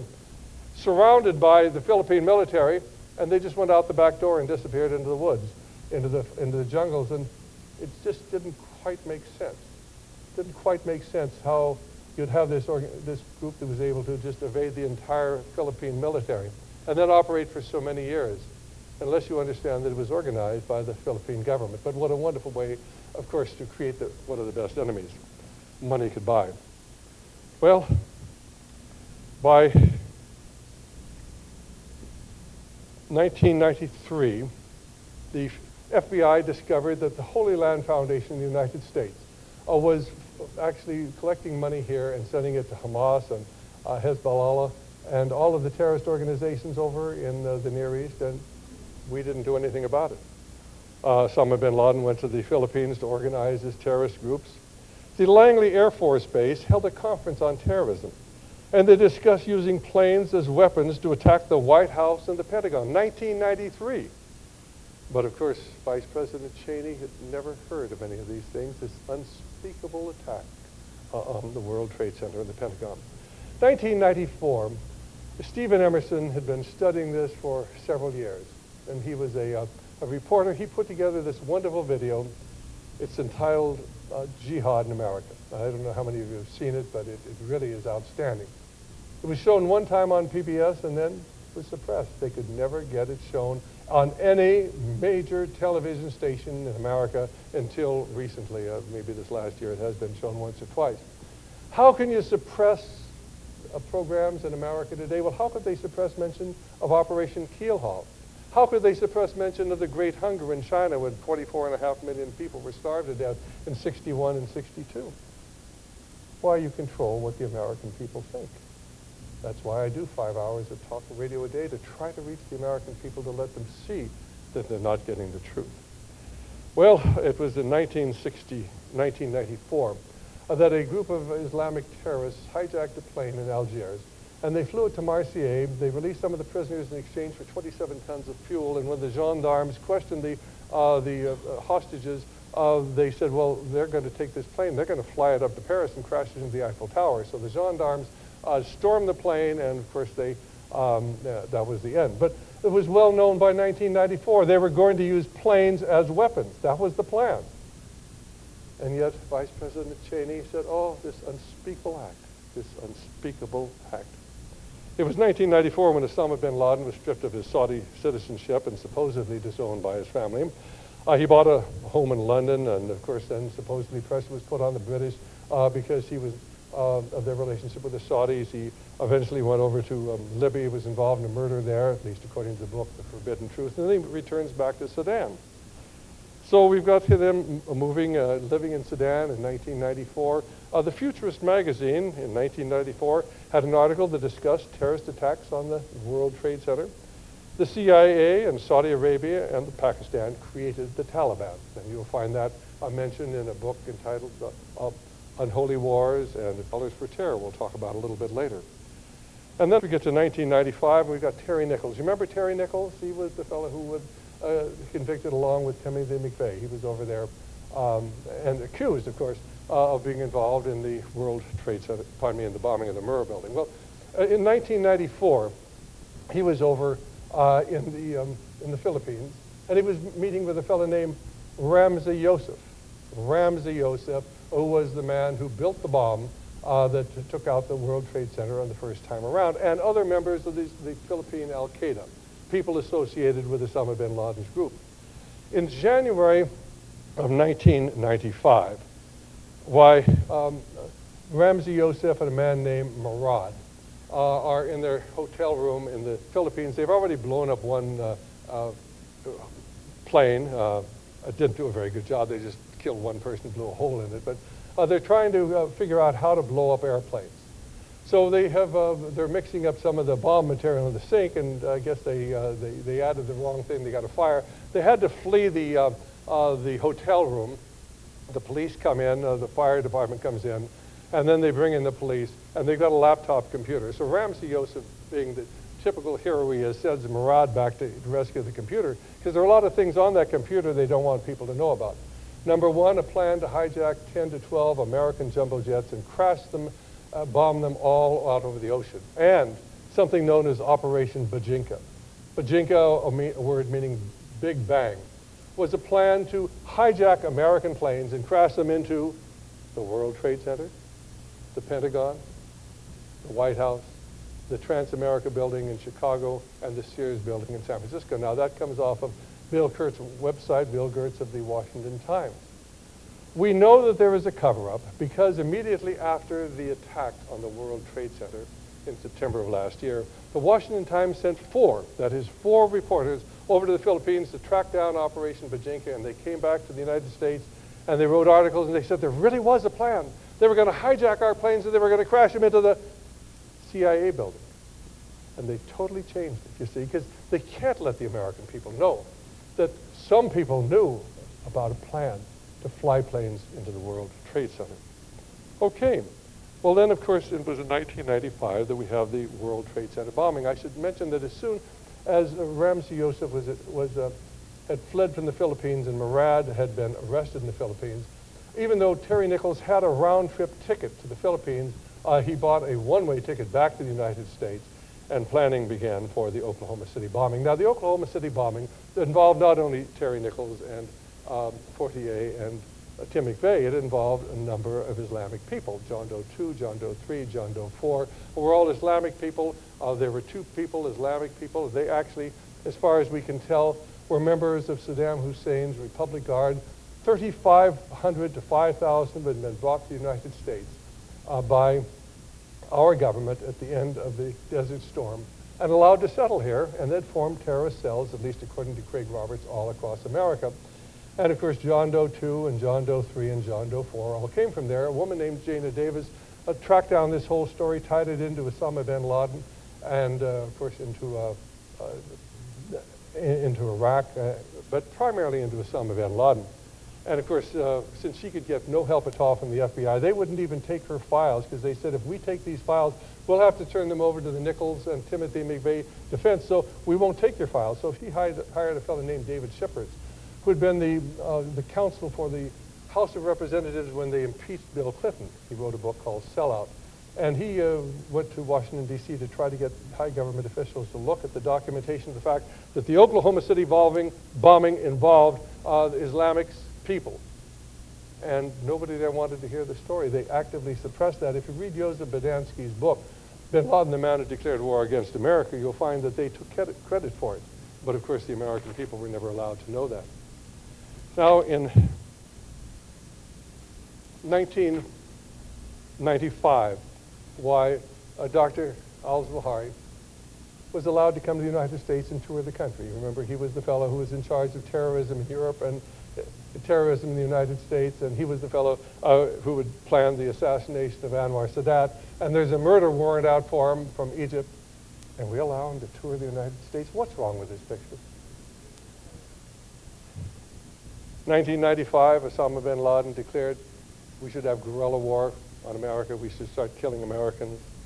Dr. al-Zawahiri tours the United States. 1996, why Osama bin Laden and Dr. al-Zawahiri were placed in charge of international terrorism by the Iranians. These are the people who are going to lead this whole movement. At 1996, the government of the Sudan offered to turn Osama bin Laden over to the United States. And the Clinton administration, after duly considering it, decided not to take him. They approached us again. They said, we'll send him back to Saudi Arabia, and he'll be beheaded because, of course, he's been critical of the monarchy there, and he's been already involved in a bombing in Riyadh against the Saudis, and, of course, the bombing at the Khobar Towers. And the Saudis refused to take him. I wonder why. Or perhaps things are not exactly as we've been told. In 1996, the FBI agents visited 2 flight schools training Arabs because they already knew in 1996 that a number of Arabs were actually training here in the United States. An inordinate number of them were being trained as pilots here. 1996, the bombing of the Khobar Towers. 1996, the downing of TWA-800. Now, despite the fact there were over 100 people who saw the missiles go up to hit the plane, your government officials insisted it was an explosion in the central fuel tank. But what's most interesting is, according to the book, Bin Laden, the Man Who Declared War on America, over in Europe, the Islamic radicals took credit for it. They put it in their papers. We did it. We did it. But, of course, the National Traffic Safety Board said, no, it was simply an explosion in the central fuel tank. Why? Because they didn't want you to know at that time everything is scripted, unfortunately. And of course, the American people are to be the last to understand what the script really is. Osama bin Laden, of course, again declared war on America in 1997. The Taliban arrested Osama bin Laden. He's living there, and they offered to turn him over to Saudi Arabia. And the Saudi Arabians said, oh, we really don't want him. It was the same year in 1997 that Dr. al-Zawahiri was contacted by the CIA about the al-Qaeda troops. And we were, of course, backing the al-Qaeda troops in Bosnia. Didn't seem to bother us that they were, of course, Osama bin Laden's troops. In November of that year, the Islamists killed some 62 tourists in Luxor and wounded hundreds of there in a terrorist attack on defenseless people. 1997, Zbigniew Brzezinski wrote a book. It was called The Grand Chessboard. And basically he said in that the American people, the multicultural society we have, will never rally behind our foreign policy unless, except in the circumstances of a truly massive and widely perceived direct external threat. The only way we're going to mobilize the American people in a multicultural society would be under the circumstances of a truly massive and widely perceived direct external threat. What does that sound like? What recent major event took place that was perceived as a direct external threat against America? 1998, Osama bin Laden comes forward and he calls for killing of Americans. 1998, why Libya issued and asked Interpol to come up with an arrest warrant for Osama bin Laden. Now, despite all the things Osama bin Laden has done, we've never asked Interpol to come up with an arrest warrant for him. Libya asked for it. Gaddafi asked for it because of this German that bin Laden had killed over there, in 1994. But our government has never asked for an arrest warrant for Osama bin Laden. Why is that? Our officials were negotiating with the Taliban for extradition of Osama bin Laden. Of course, and then there was the bombing of the embassies in Africa, Dar es Salaam, and Kenya. And, the 268 people killed, 5,000 wounded in those bombings. And so Bill Clinton starts lobbing cruise missiles into Afghanistan, and the Afghan says, look, you're going to start attacking our country. We're not going to negotiate with you to give you Osama bin Laden. And that was the end of that effort. It was that same year in 1998 that CIA and British Special Forces units trained and financed Osama bin Laden's KLA terrorists in Kosovo. And our Special Forces were actually training the KLA terrorists. Remember, they fought there, and we had that big debacle over in Kosovo at the time. 1999, the CIA trained a group of 60 Pakistanis. They were supposed to go into Afghanistan and capture Osama bin Laden. Congressman Dana Rohrabacher, Southern California, was in touch with people over there. He found out exactly where Osama bin Laden was. He went to the administration and said, I know where he is. He's going to be there 2 weeks. You can get him. They weren't interested. Why would that be? After all, this is the wicked Osama bin Laden that we all know he's already been responsible for killing Americans at the Khobar Towers in Riyadh and in Somalia and the embassy bombings. And yet they weren't interested in finding out where he was or taking him out. Osama bin Laden was being tracked daily by people on the ground in Afghanistan who were hired by the Central Intelligence Agency. But of course, nothing much was done about that. In 1999, in September of 99, the Federal Research Division issued a report warning that al-Qaeda could crash land with explosives, planes into the Pentagon, the CIA, or the White House. The United States Commission on National Security for the 21st Century released the New World Coming report. And we actually have that, and we offer that through our ministry. That's this document. It came out over the name of ex-Senators Gary Hart and Warren Rudman. And of course, there were 14 people on the commission. About 12 of them came from the Council on Foreign Relations. Isn't that interesting?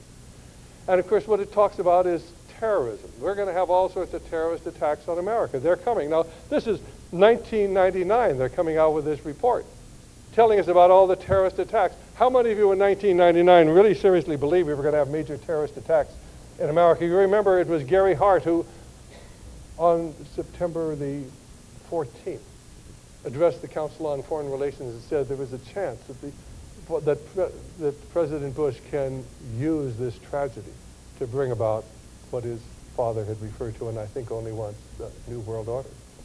The President of the United States can use this tragedy. So they knew that the terrorist attacks were coming, but you see, the average American didn't. All of this is scripted. In fact, in that report on page 3, it says, history does not just happen, it is created. History does not just happen, it's created. Well, in the year 2000, why the Phase 2 report comes out from the same commission talking about how we're going to have to restructure our government in face of terrorism. The Central Intelligence Agency, now that was the Phase 2 report, the Central Intelligence Agency financed the preparation of the model State Emergency Health Powers Act, the most draconian legislation you've ever seen, and we have that. You may get it off the internet, or you can get it through our ministry. And basically, they talk for forced vaccination, forced quarantine, not quarantine because you're infected, because you're not infected and you won't take the vaccination, seizing your property, seizing your car, seizing your fuel, seizing your medicine, seizing everything you have in the name of protecting the public health. Osama bin Laden was being monitored in 1991 by Predator planes. You know what those are, they're the guided planes. Now, of course, with the Predator planes, if they're weaponized, well, you can take anybody out, you know. They put a beam on there and send a weapon down, and that's the end of them. And Osama bin Laden's about 6'7". He's a Marfan syndrome. And so you can meet all the rest of the Arabs, are little tiny guys. So they knew exactly who he was. They knew where he was. And so what did they do with the evil Osama bin Laden? Why, they canceled the Predator plane flights. And U.S. intelligence agencies at that time, in the year 2000, videotaped a meeting of two of the 9/11 hijackers in Malaysia. From January to May, they monitored a man named Muhammad Atta over in Germany. Muhammad Atta, who we are told led the attack on 9/11. In October, the USS Cole was bombed in Yemen, and of course they had advanced knowledge there was going to be an attack. I have an article out of the New York Times where actually one of the Pentagon officials resigned. He said, I told you there was going to be an attack. Now, why did they put it in port? I mean, they had fuel ships. You could fuel them out in the ocean. You didn't have to bring it into port. When you bring a naval ship into a port, and my son was in the Navy, you have big signs that says, get close to the ship, we'll blow you out of the water. But the people, knowing full well that there was going to be an attack on our ships, why the men on ship were ordered not to shoot unless they were shot at. And as the boat came in, people waving on the little boat as it approached the Cole. Why, of course, we couldn't shoot because he had orders not to shoot unless we shot at. And 17 sailors died, and how many dozens and dozens were injured. What's wrong with this story? Well, in the year 2001, the Roadmap for National Security comes out very early in the year, and that, of course, is the plan for the Office of Homeland Security. You see, everything's scripted. The Office of Homeland Security did not come up after 9/11. It came up waiting for 9/11 so that we could go ahead and begin to implement this. And of course, contrary to everything you have been told, why we had people within Al-Qaeda who were feeding us information. We're told, oh, we had no idea because, of course, there was no human intelligence. Well, if you believe that, there is no human intelligence. Or you're probably waiting for Enron stock to come back again. Now, in 2001, why the State Department was issuing visas to known terrorists. They gave Muhammad Atta a visa in July of that year. The NSA was monitoring conversations between the terrorists. Jordan warned us about the attack. Morocco had infiltrated Al-Qaeda. They warned us about the attack. The Russians warned us about the attack. The Germans warned us about the attack. One of the hijackers was questioned in the Arab Emirates at the request of our officials in January of the year. Special Agent Robert Wright wrote a memo in June or July of that year. And basically, he said this. There is virtually no effort on the part of the FBI's International Terrorism Unit to neutralize known suspected terrorists residing within the United States. Now, why would that be? We know the terrorists are here. We know they're planning attacks, and we're not doing anything to neutralize them. Why did that happen? The airlinebiz.com website June 23rd, said there's a major state of mobilization among Osama bin Laden's forces. India Reacts.com, June 26th, reported there's military action is being planned against the Taliban by United States forces. On July 4th through 10th, Osama bin Laden, the wicked Osama bin Laden, was being treated at the American hospital in Dubai. And of course, he's being visited by members of his family and by the local CIA agent. The story is in the Washington Times, it's in Le Figaro, and of course you wonder, is it really true? Well, somebody sent me an article out of some obscure newspaper here in the United States, an article by a woman who's been working over there, and she said, you know, one of my friends, just casually in the process of the article, one of my friends saw Osama bin Laden at the American hospital in Dubai in July of 2001. July 5th, why Richard Clark, who is in charge of counterterrorism at the State Department, calls in all of the domestic security agencies, that's the FBI, that's the Customs, that's INS, that's the Coast Guard, and tells them to increase their security in light of the impending attack. July 5th, 2001, they know the attack is coming. July 17th, U.S. officials told Niaz Niak, and he's at a meeting over in Berlin, and the article, you'll find this in many places quoted. You'll find it in a book called The Forbidden Truth, among others, that U.S. officials told Niaz Niak there would be military action in Afghanistan by mid-October. In other words, we plan to go to war with the Taliban. But how would we ever go to war with the Taliban? I mean, what American in July of last year wanted to go to war over there? And the only reason that we would go to war if there was a perceived direct external threat. That in July 17th, the U.S. Immigration Service issued a Muhammad Atta, who is a known terrorist, who we've been monitoring in Europe. In the year 2000, we were monitoring him in the year 2001. How many of you heard the stories about Muhammad Atta meeting with the Iraqi intelligence officer? How do you think we knew that? We were monitoring him. He was being monitored over in Spain by the French intelligence. You know, the CIA is working with him. 2001 August.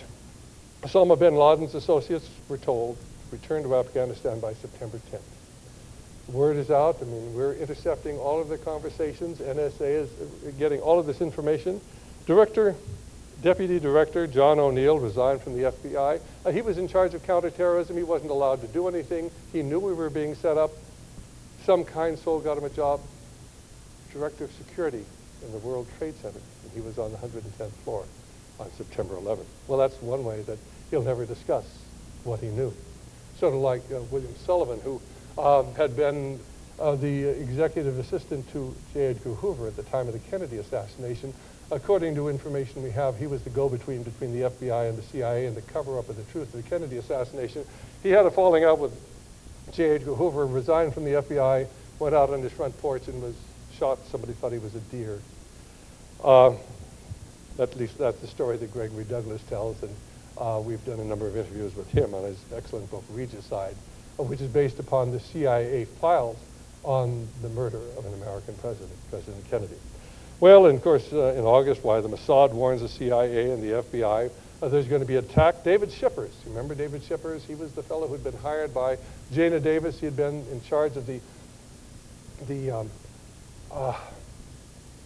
House impeachment hearings, and David Shippers is notified by a couple of FBI agents. He knows that there's going to be a major attack on lower Manhattan in the next 6 weeks. He goes to everybody in Washington, D.C. he can get and tries to get to Ashcroft. Ashcroft won't see him. He tries to get to other people he knows, because he knows all these people. He's been in Washington, D.C. Nobody wants to talk to him about the coming attack. Dr. Garth Nicholson is a man I've known and interviewed a number of times. He was formerly a professor at MD Anderson Clinic in Houston. He has over 525 peer-reviewed articles, one of the most prolific writers I've ever heard of. He edits I don't know how many scientific journals. He's a researcher, but because he's been involved with the Gulf War research, he has contacts with people in government. And he claims that he was notified by FBI officials and told there was going to be an attack, and it was going to be on the Pentagon. It was going to be on September the 11th. Nothing was said about the World Trade Center. He told me that he had personally notified people at highly placed in government about the impending attack. So on August 6th, we know that President Bush was briefed and told that the Islamic terrorists planned to hijack American planes. Now, we don't have any mention of the World Trade Center or crashing those planes. They were going to hijack American planes. Now, if you were the President of the United States and you knew that they planned to hijack planes, what would you do? Well, the first thing you'd do would be to warn the airlines, wouldn't you? And then, of course, you might suggest arming the pilots, reinforcing the doors. I mean, it's very simple to reinforce the doors. You could probably do it in 30 minutes with any door. They wouldn't be bulletproof, but at least you put a bar across there and it goes up and down like that on the hinge, and they couldn't break in. You might announce you were going to put marshals on the planes. You might not even be able to do it. We have marshals on some of the planes, but at least you would create that perception. You might scare off the hijackers. What did our fearless president do? Nothing. Absolutely nothing. He knew a major crime was going to be committed, and he didn't do anything. Why? On August 16th, a man named Zacharias Masui, or Masawi, I never can quite pronounce that, he is, of course, arrested in Minneapolis, Minnesota. He is up there learning to fly a 747. He said that well, the flight instructor was concerned because he really wasn't concerned about takeoff and landing. He just wanted to learn how to steer it. His excuse was he wanted to take some of his family sightseeing on the plane. The local people in the office thought this was suspicious. They realized he was training for a kamikaze flight. They seized his laptop computer. They asked the people in Washington, D.C. to give them permission to go through the laptop computer. And they altered Colleen Rowley's report. Colleen Rowley was in charge of the office up there, submitted the report. They altered it in Washington, D.C. and changed it so that there would be no way that it could be possibly get the permission. August 26th, the French government confirms that Massaoui is a suspected terrorist. He's affiliated with terrorism. Now there's every reason to go into his website.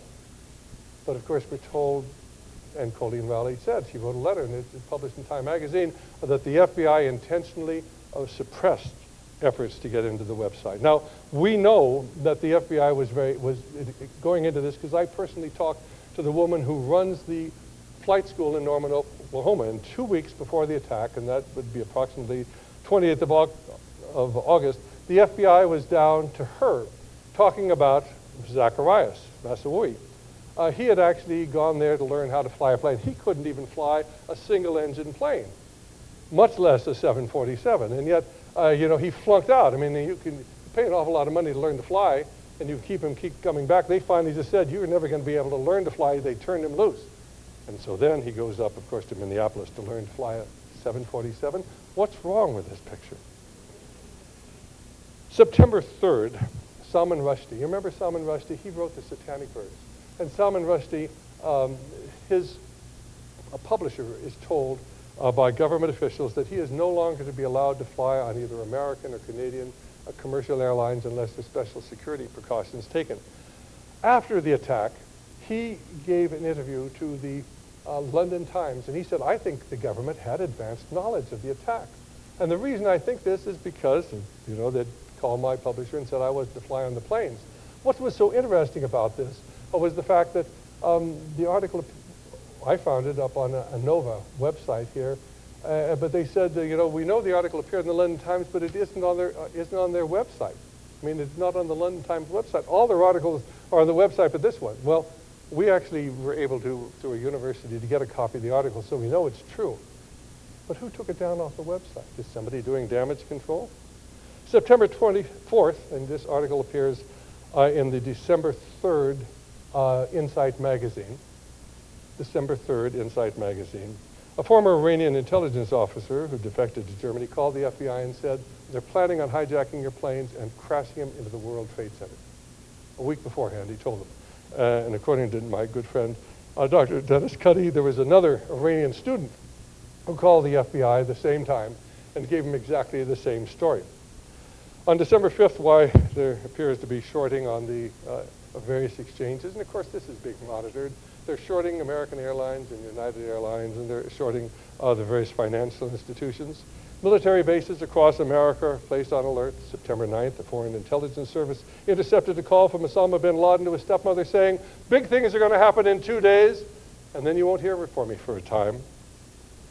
On September 9th, the CIA presented their plan to destroy Al-Qaeda to the President of the United States. Now, we know they've been working on that plan. You can go to Time magazine, December 31st, January 7th, the Time Man of the Year article with Mayor Giuliani on the front. And there in the article in the War Room, they will tell you, well, the CIA is working on a plan to take out Al-Qaeda. So we were working on a plan to go to war with the Taliban, no question at all about it. But how are we going to get the American people to go along with that? December the 10th. The Congressional Research Service comes out with a report talking about the danger of attacks on the United States. And let's see if we can get you the exact quotation on that.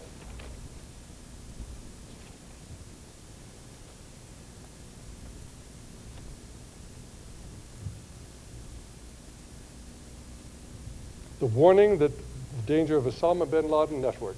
The NSA was intercepting telephone calls saying, good things are coming, watch the news, and tomorrow will be a great day for us. So the NSA has people intercepting these calls. Now, how do we know that?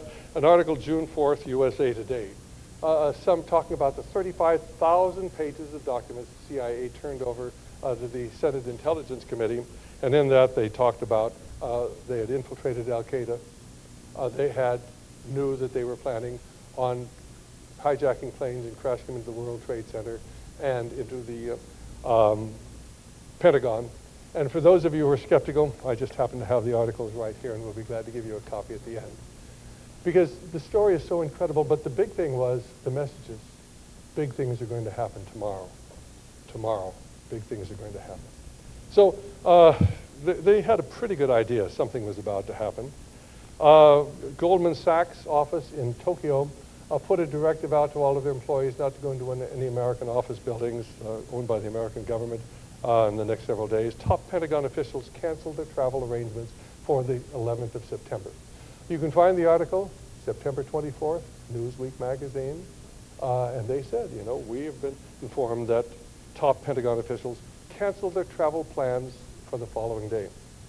And then, of course, 10 o'clock that night, Mayor Willie Brown of San Francisco, one of the most depraved men of modern times, received a call from airport security telling him not to, Americans should be cautious flying the following day.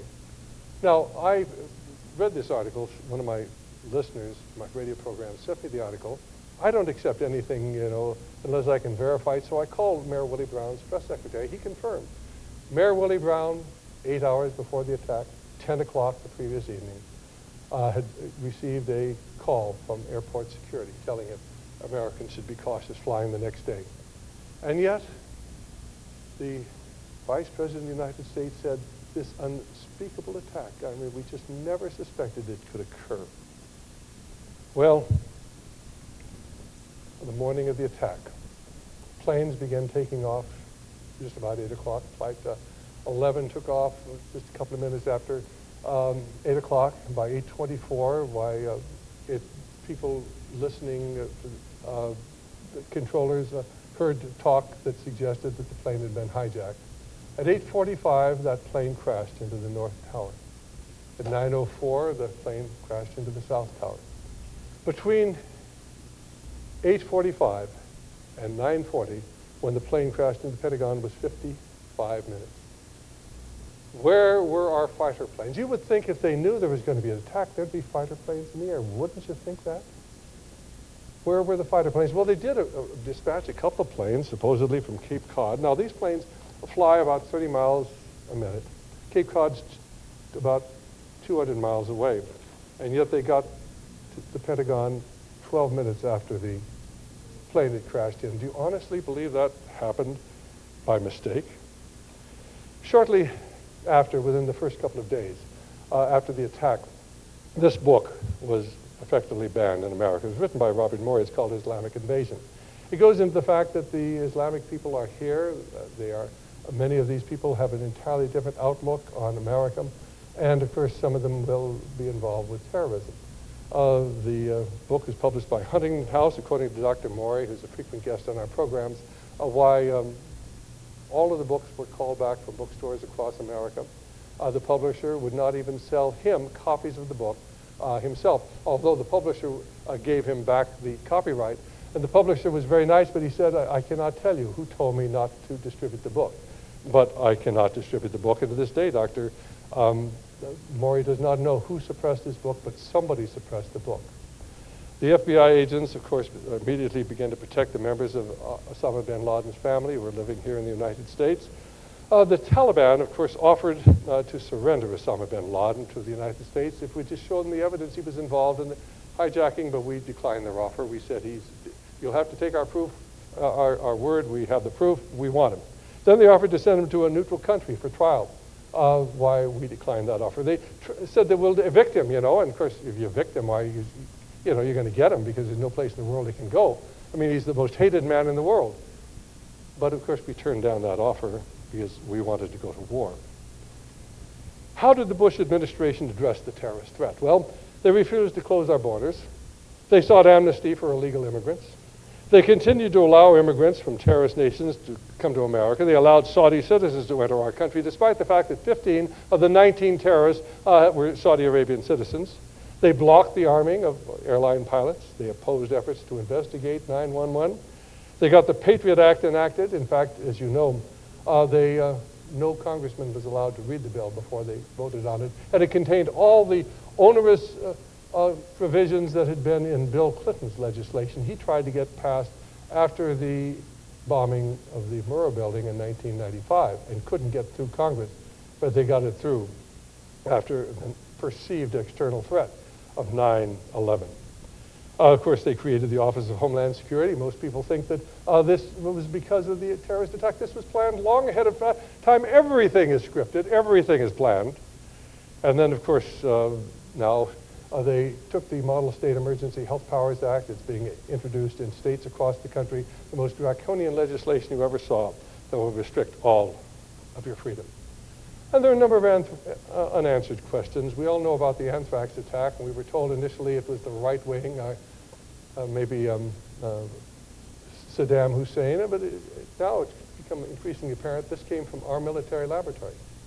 It was American anthrax that was used. And the question is, how was it that Dick Cheney and his staff knew this was going to happen?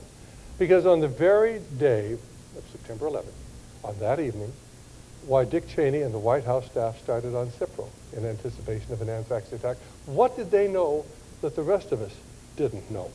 There's a great deal of controversy now about Dr. Hatfield. Did Dr. Hatfield do it? Didn't Dr. Hatfield do it? Dr. Hatfield failed 3 polygraph tests. Dr. Hatfield passed his polygraph test.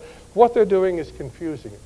They're hitting us with a lot of information that is distracting us from really important issues.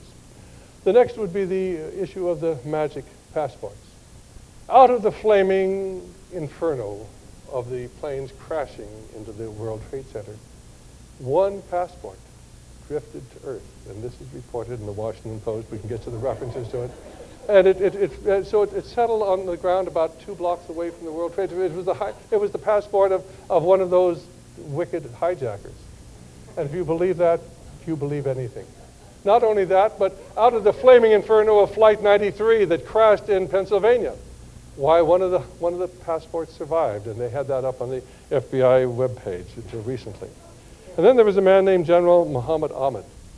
And General Ahmad, of course, was the man who had financed Muhammad Atta. And this is covered in a number of articles, and we have that article here. India helped FBI trace ISI terrorist links. And of course, he was the head of Pakistani intelligence, which is a surrogate of the CIA. And he had one of his assistants wire $100,000 to Muhammad Atta. Now, this is all known throughout the world. It's just not known here in the United States. And it just so happened that Muhammad Atta was just, General Muhammad Ahmad was here in the United States on the morning of September 11th, conferring with his friends. And then, of course, we've asked why our military planes didn't intercept. And then the other thing is we're told our intelligence agencies had no idea who these people were, and yet within 24 to 48 hours, we knew who they all were. I mean, that is the most amazing police work in the world, and if you believe that, you're probably expecting Enron stock to come back again. We go to war. We're at war in Afghanistan. And of course, high officials are told, the Washington Times that they really weren't trying to get Osama bin Laden. One of them said, I prefer to follow a bin Laden last policy, and if you nab bin Laden or kill him, a lot of the war would end up being over. How could we justify the war if we got Osama bin Laden? An amazing article. We didn't try to get Osama bin Laden. In November, just before Kunduz fell, and of course the Taliban is fighting the Northern Alliance. The Northern Alliance allows a ceasefire so planes can come in and take away some of the Pakistan citizens who are fighting with the Taliban, and at the same time other planes come in, a fleet of planes that whisk away a lot of the Al-Qaeda. How could that happen?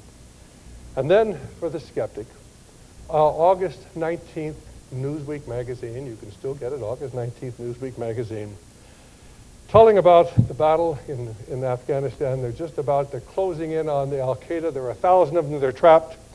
Some Afghan leaders now claim that Al-Qaeda leaders paid off another warlord to allow safe passage. Others, including Ali, who led the attack, claim that mysterious black helicopters swept in, flying low over the mountain at night, and scooped up Al-Qaeda's top leaders. 1,000 Al-Qaeda disappeared, assumed that bin Laden was with them. That's August 19th, Newsweek magazine, page 35, I think it is. Anyway, if you want the exact reference, we can get it for you. And of course, our government said, oh, well, those were our black helicopters, but we were just dropping off people from Special Forces. Well, nobody saw the Special Forces dropped off, but the Afghans saw all of Al-Qaeda disappear. Joel Skousen's a friend of mine, frequent guest on my programs. He told me a friend of his with a lot of good connections had been contacted by the Pakistanis. They said, we know exactly where Osama bin Laden is. We'll be glad to tell. Of course, I'm sure they'd like that $25 million reward. They came over, met with aides of Donald Rumsfeld, and they were at least interested in finding Osama bin Laden. And how do we understand all of this? You need to get this book, Dollars for Terror. It was written in 1999. And in that book, written by a journalist, a Swiss journalist, this book was published in Europe in 1999, and published here in the year 2000. One of his friends had been killed by the Islamic terrorists. And this is what he said: where does the money come from? The real threat lies in Saudi Arabia and the other oil monarchies allied with the United States. In certain parts of the world, the CIA and its Saudi and Pakistani homologs continue to sponsor Islamism. If you get into my book, you begin to understand that there are forces that work behind the scenes. There's a book called The Ultimate Evil by Maury Terry. He talks about a secret satanic society. All of you have heard of the Son of Sam murders. Did you realize that David Berkowitz was part of a secret satanic organization? Bet you haven't heard that. Or that Charles Manson was tied into the process, this secret worldwide satanic organization. There is a spiritual hierarchy that rules the world. We have their publications. Here's what they say. The Masters are a worldwide group of executives, adepts, and skilled in the various fields of work in the modern world, organized into a close network of communication throughout the world with representatives at all nations, both East and West, and working in closest cooperation. You'll find this in the introduction to the 32nd degree of Masonry in Albert Pike's book, Morals and Dogma. And you'll see the figure replicated at the top. You'll see the Masonic symbology, and what are they doing? They're standing on the dragon. They're standing on the dragon, the serpent that overlaps the world. And on page 321, Albert Pike says this: Lucifer the light bearer, strange and mysterious name to give to the spirit of darkness. Lucifer, the son of the morning, is it he who bears the light and with his splendor intolerable blinds evil, sensual, or selfish souls? Doubt it not.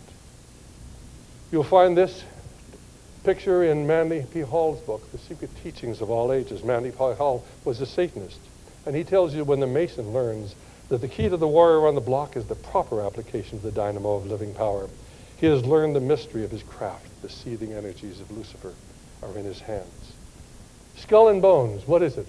Organized in 1833. Your president is a member of it. His father was a member of it. His grandfather was a member of it. There have been 6 Bushes, part of Skull and Bones. What is Skull and Bones? It's a secret occult society. In 170 years, no person has ever broken the oaths. Why? Because they're so horrible and terrifying. But what does the 322 stand for? And the Lord God said, Behold, the man is become as one of us, to know good and evil. And now lest he be put forth his hand and take also of the tree of life and eat and live forever. Therefore the Lord sent him forth from the Garden of Eden. You see, it all has to do with what began in the very beginning, the battle between good and evil. Here's Helena Petrovna Blavatsky, one of the most evil women in the world. And in volume 2 of her Secret Doctrine, she said this: It is but natural to view Satan, the serpent of Genesis, as the real creator and benefactor, the father of spiritual mankind, for it is he who is the harbinger of light, bright, radiant Lucifer, who opened the eyes of the automaton created by Jehovah, and he who was the first to whisper, "In the day ye eat thereof, ye shall be as Elohim, knowing good and evil," can only be regarded in the light of a Savior. Who is their Savior? Satan himself. Let me take you back to the Battle of Rorke's Drift. And of course, it was a horrible, horrible battle. There were 87 people left.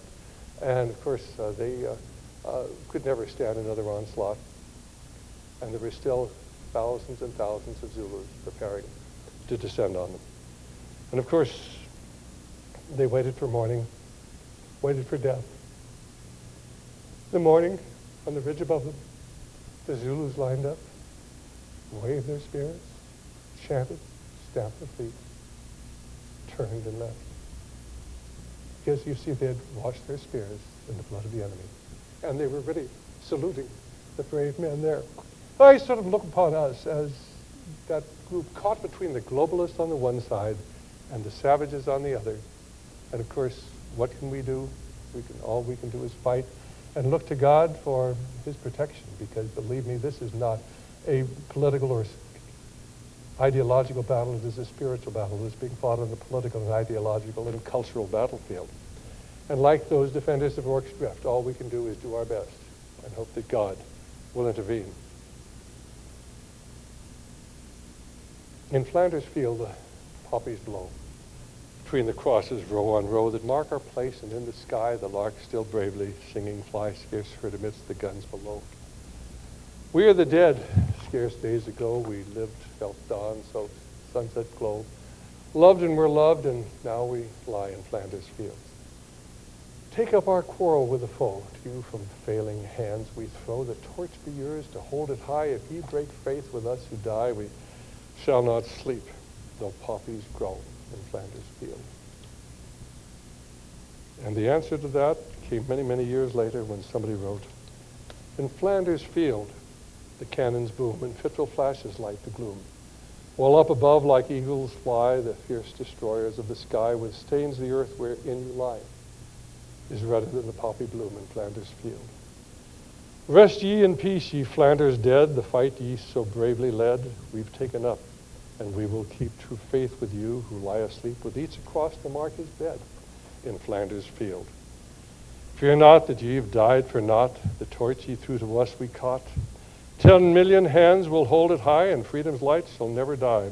We've learned the lesson that you taught in Flanders Fields." And so in closing, let me simply give you one of my favorite poems.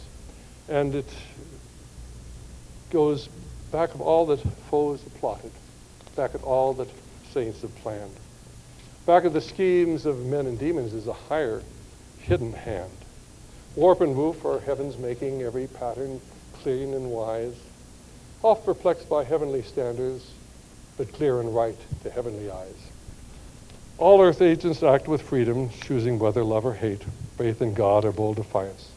None are shackled, slaves of fate.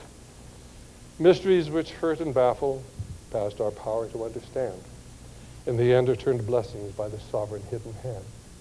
And though the cause of evil prosper, yet his truth alone is strong. Though our portion be the scaffold, and upon the throne be wrong. But that scaffold sways the future, for in the dim unknown standeth God within the shadows, keeping watch above his own. We are called to do our best. We are called to make people understand this is that eternal battle between good and evil, and we are called to be fighters, just as they were at Rorke's Field. And so thank you so much. God bless you all.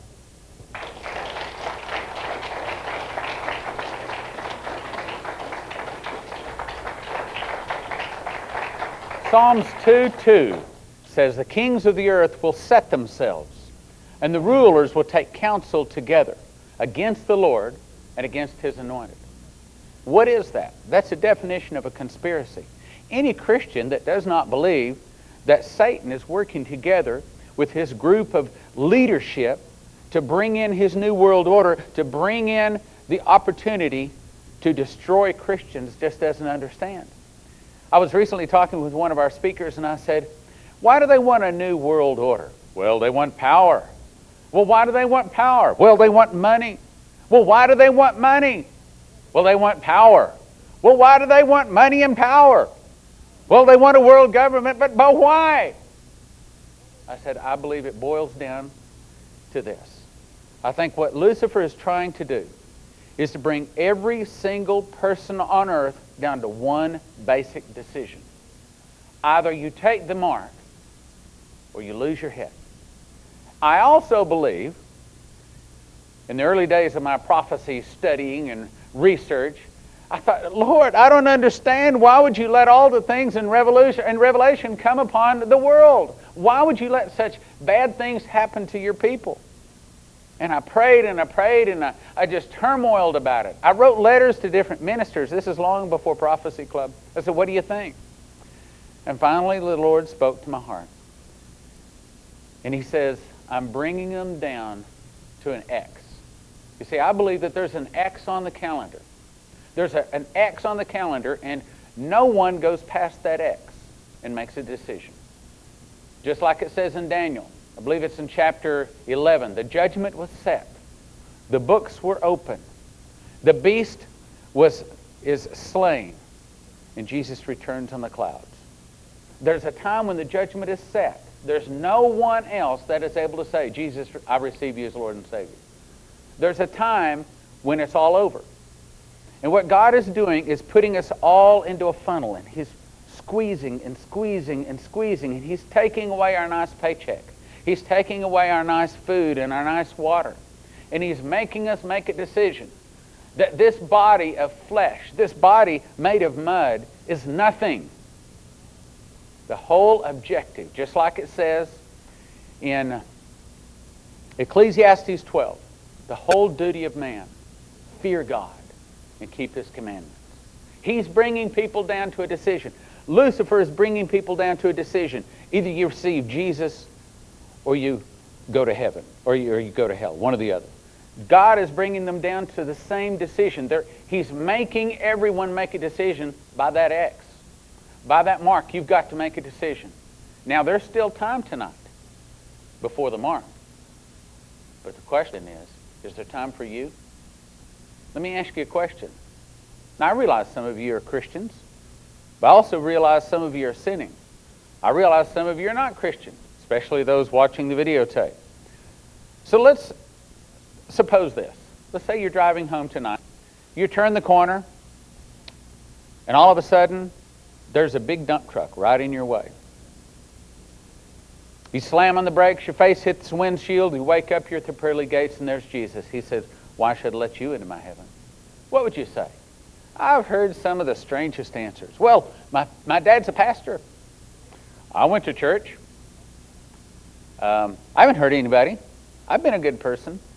But what's your answer? Don't answer out loud, but mentally answer that. What would you do? Why should I let you into my heaven? How would you respond to Jesus? The correct answer is because you are my Lord and my Savior. You see, the first thing we have to realize in order to go to heaven, Romans 3:23 says, for all have sinned and come short of the glory of God. We have to realize we're a sinner. Surprisingly enough, some people think that they haven't done anything wrong. I've talked to some of them. The next thing we have to realize is we cannot earn it. We cannot put enough in the plate. We cannot do enough for the poor to earn it. It's a free gift. Ephesians 2, verses 8 and 9 says, for it is by grace you are saved through faith, and that not of yourselves. It is a gift from God, not of works, lest any man should boast. Okay, if it's a gift from God, then how do we reach up and take that gift? Romans 10, 9 and 10 gives the answer. It says, if thou shalt confess with thy mouth the Lord Jesus, and shalt believe in thine heart that God has raised him from the dead, thou shalt be saved. For with the heart man believeth unto righteousness, but with the mouth confession is made unto salvation. What's it saying? It's simply saying this. It's not enough to say it, but not believe it. And it's not enough to believe it, but not say it. We've got to say it, and we've got to believe it. What? we've got to say that Jesus is the Christ, the Son of the living God, died on the cross. We receive His blood to wash our sins away. It's as simple as that. There is no other way under heaven whereby a man may be saved except the blood of Jesus Christ. John 14:6, I am the way, the truth, and the life. No man cometh to the Father but by me. Jesus is the way, the only door. He is the door. If you'd like to go to heaven, if you'd like to have God's protection, if you want God to provide for you in the days ahead, yes, there's trouble coming. Count on it. Bank on it. Engrave it into marble. Yes, trouble is coming. Yes, 9/11 was bad. Worse things are coming. And you know what it all ought to point to? It shouldn't point to, oh, they got evil in the government. Oh, there's evil. We ought to know that. It should point to Jesus. Jesus is coming. I said Jesus is coming. Jesus is coming, and chances are He's coming in your lifetime. Do you understand what that means? That X is coming up, and it may be tonight for you. Do you have Jesus in your heart? Our God is a relationship God. Do you know Jesus like you know the driving laws? Do you know Jesus like you know your Social Security number? Or do you know Jesus like He's your friend? Like He's your provider? Do you talk to Him? Does He talk back to you? If you want to go to heaven, you want His protection, then you pray this prayer with me. Everyone bow your head. You may have said it. I've said it hundreds of times. I say it every day. It's good to say it. It's like eating. Good to do it every day. Let's pray. Dear Heavenly Father, I admit that I'm a sinner. And I confess with my mouth. And I believe in my heart that Jesus is the Christ, the Son of the living God, died on the cross. I receive His blood to wash my sins away, to write my name in the book of life, to keep me holy, and to save me in the day of trouble. In Jesus' name, amen. Now, there's a lot of folks who will say, that's all you got to do. Pray that prayer. Now you're going to heaven. That's not what my Bible says. Matthew 7:21 says, not everyone that cries, Lord, Lord, will enter into the kingdom of heaven, but those that doeth the will of the Father. What's the will? He says, if you love me, you keep my commandments. He says, be ye holy, for I am holy. He wants us to walk in His footsteps. He wants us to try our best to be holy. Now, I know some of us Christians haven't. We've slidden. It's a slippery slope. It's easy to slide. And I believe that there's some people in here right now that God is nudging your heart, and it's time for you to rededicate yourself. I also believe there's some people in here right now tonight that need to make a public profession.